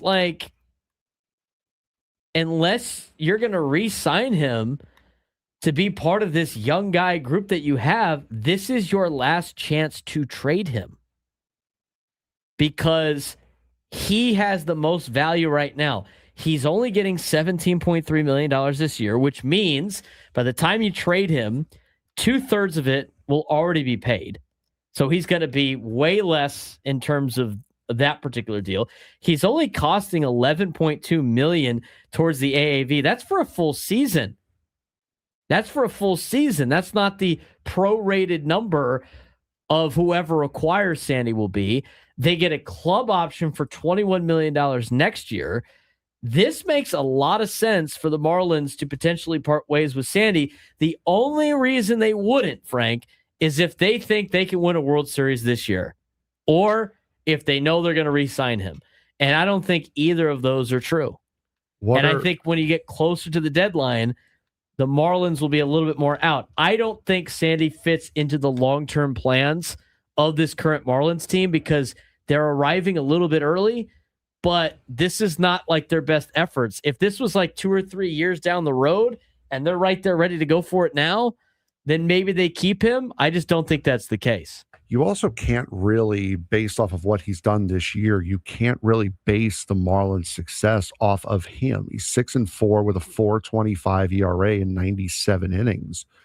97 in the third inning. He's allowed 49 runs, 46 earned. So it's not like he's returned to that killer he was in 2021 or 2022. It's the success the Marlins are having is with him being a solid rotational piece. It's not because he's the ace of that staff and that lockdown pitcher that he was before the injury. Even more reason to trade him then. Even more because the pitching market's always slim, and there's got to be a team that thinks that they can make him better or maybe put him in a better situation. He's not going to cost a ton of money. You still know what you're getting relatively with Sandy, and maybe he's not like the super dominant self that he is. But to me, this is the last ditch effort for Miami to get anything out of Sandy. I mean, because next year you're not going to be able to trade him. They're not going to trade for a rental. Not as much, maybe. I mean, he's not Tarek Skubal. So I think now is the time to potentially make that move. Now, do I want to see the Padres do that? I don't know. It just depends on what you would potentially give up. And I agree with Juan in the YouTube chat. There's not one player in Major League Baseball right now that's worth giving up Ethan Salas for. That one player is like Shohei Ohtani, which is not happening. So to me, there's not a lot of options out there on this year's trade deadline where I think you have to give up Ethan Salas for. And also think about that. The Padres also now linked to Adley Rutschman. Yeah, I saw that by Robert Murray over the weekend. I mean, yeah, that was interesting. That's an interesting one because it's a starting catcher with control, which is what you already have. I think he's only got 2 years of control, which I think is a year less than what Freddy Fermín has. And it's your theoretical stopgap. By the time you expect Ethan Salas to be ready, here comes Adley Rutschman's time to move out of the way. You've done your job, and now it's a question of what do you do with Freddy Fermín and or Luis Campusano. Adley Rutschman is a free agent in 2 years, so you would have a half a year and then a full year of him. As for Freddy Fermín, I'm pretty sure he's under contract. Yeah, Freddy Fermín is under control until 2030. He's got so he's got 4 years left. Yeah, he's got the rest of this year and the next 3 years, so it's slightly different.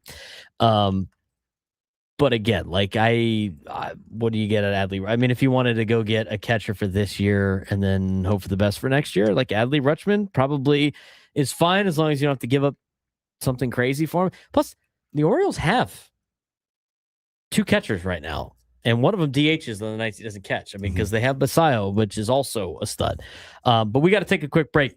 As we go to break, first one to call in and tell me 2 of the 5 players that the Padres gave up for Craig Kimbrell and Melvin Upton Jr. will win tickets to next Monday's game between the Padres and the Braves. 833-288-0973, 833-288-0973. First one to call in, tell me 2 of the 5 players the Padres gave up for Craig Kimbrell and Melvin Upton Jr. back on April 5th, 2015 in a big Padres-Braves trade right as the season was getting underway in 2020 and 2015. First one to do that will win tickets to Padres and Braves for next week. When we return, we'll get you ready for Padres and Cardinals to finish up the show. Braden Surprenant Show, Standing as Urban Sports Station 97 through the Fan.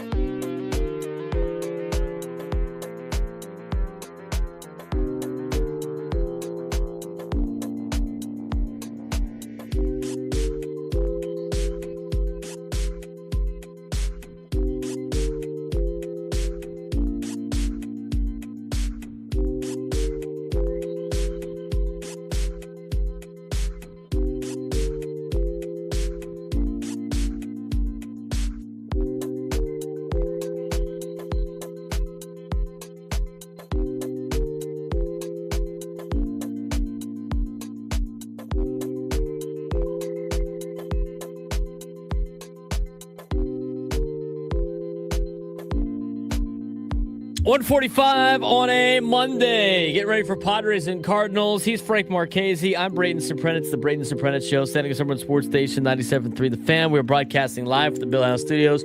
We know how. Trivia question going to break. Name two of the four. I said five. One of them was a comp pick. Name two of the four Padres that were traded to Atlanta for Craig Kimbrell and Melvin Upton Jr.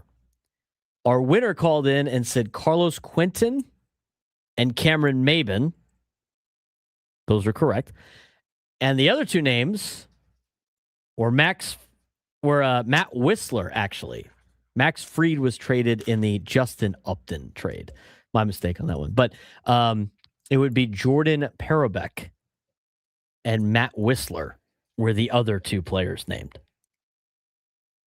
So I misspoke in the YouTube chat. Max Fried was in the Justin Upton trade.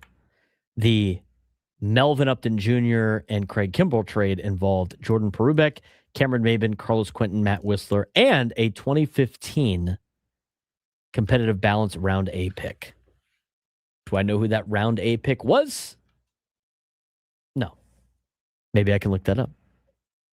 Watch it be something like Spencer Strider or something. Who knows? Padres made a roster move today. It's an unfortunate roster move because of the fact that the bereavement list is being used. The Padres have recalled Kyle Hart from AAA El Paso and have placed Mason Miller on the bereavement family medical leave list. So hopefully everything is okay with Mason Miller and his family. Thinking about him and his family right now. Don't know what the situation is. Usually when they use that list, something's going on that obviously he has to take time away from baseball to address. So I don't know if you're going to get any reports on what that is, nor do we need to know. All you need to know is Mason Miller will not be on the roster today or maybe the next couple of days. Again, we'll wait for official reporting on that, but the Padres have put Mason Miller on the bereavement family medical leave list. So hoping everything's okay with Mason Miller's family.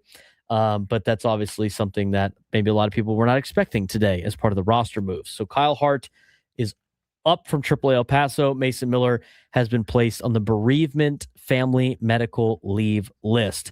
Additionally, Bryce Johnson clears waivers and has been outrighted at AAA El Paso. So as we thought, Bryce Johnson is going to be still part of this organization.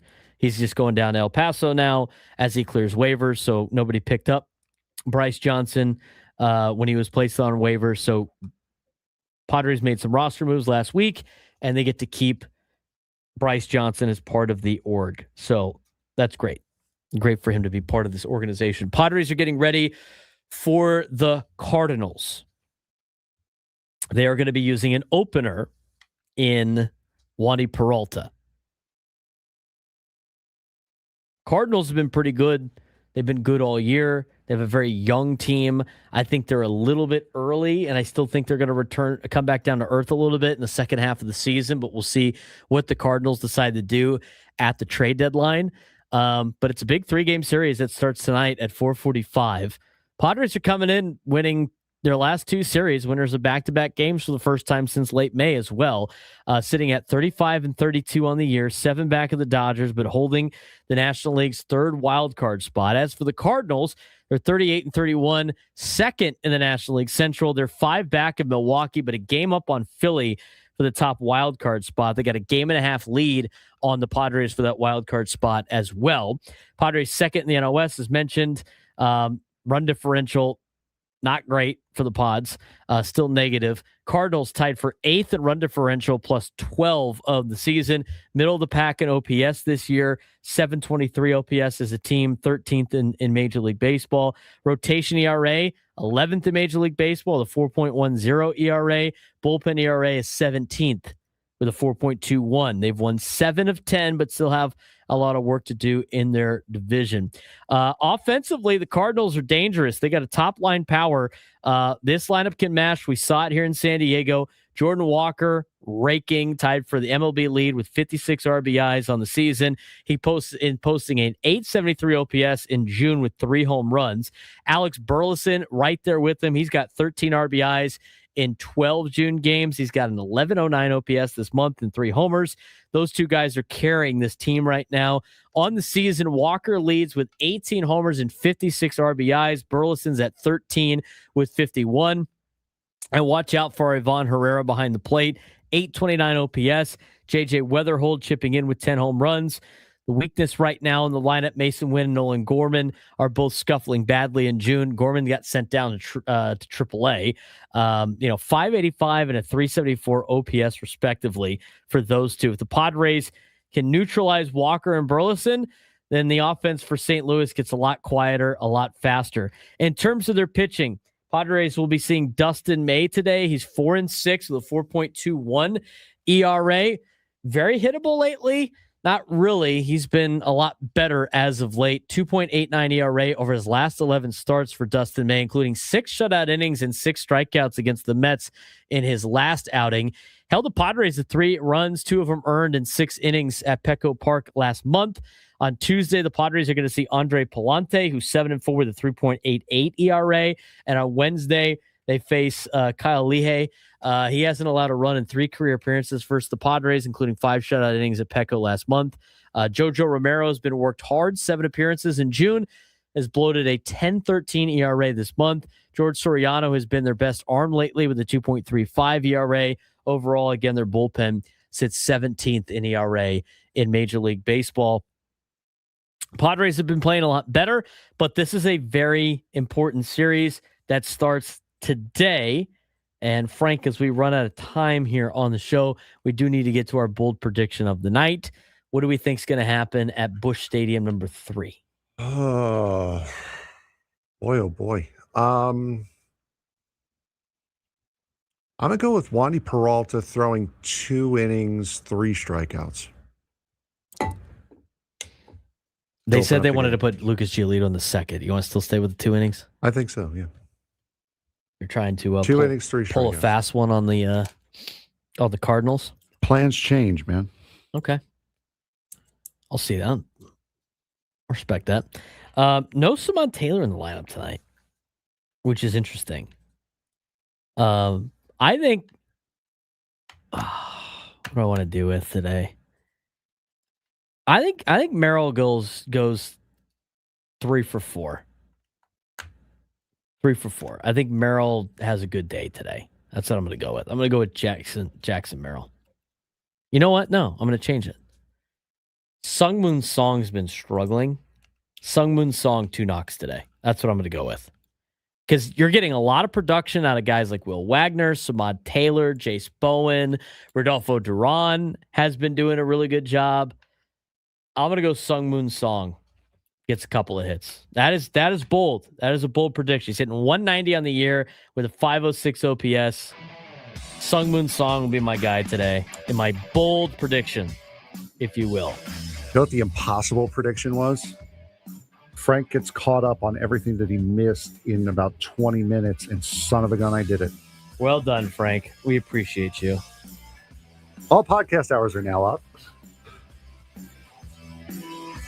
We'll see. We'll talk about the Padres and Cardinals when we come back tomorrow. Talk to you then.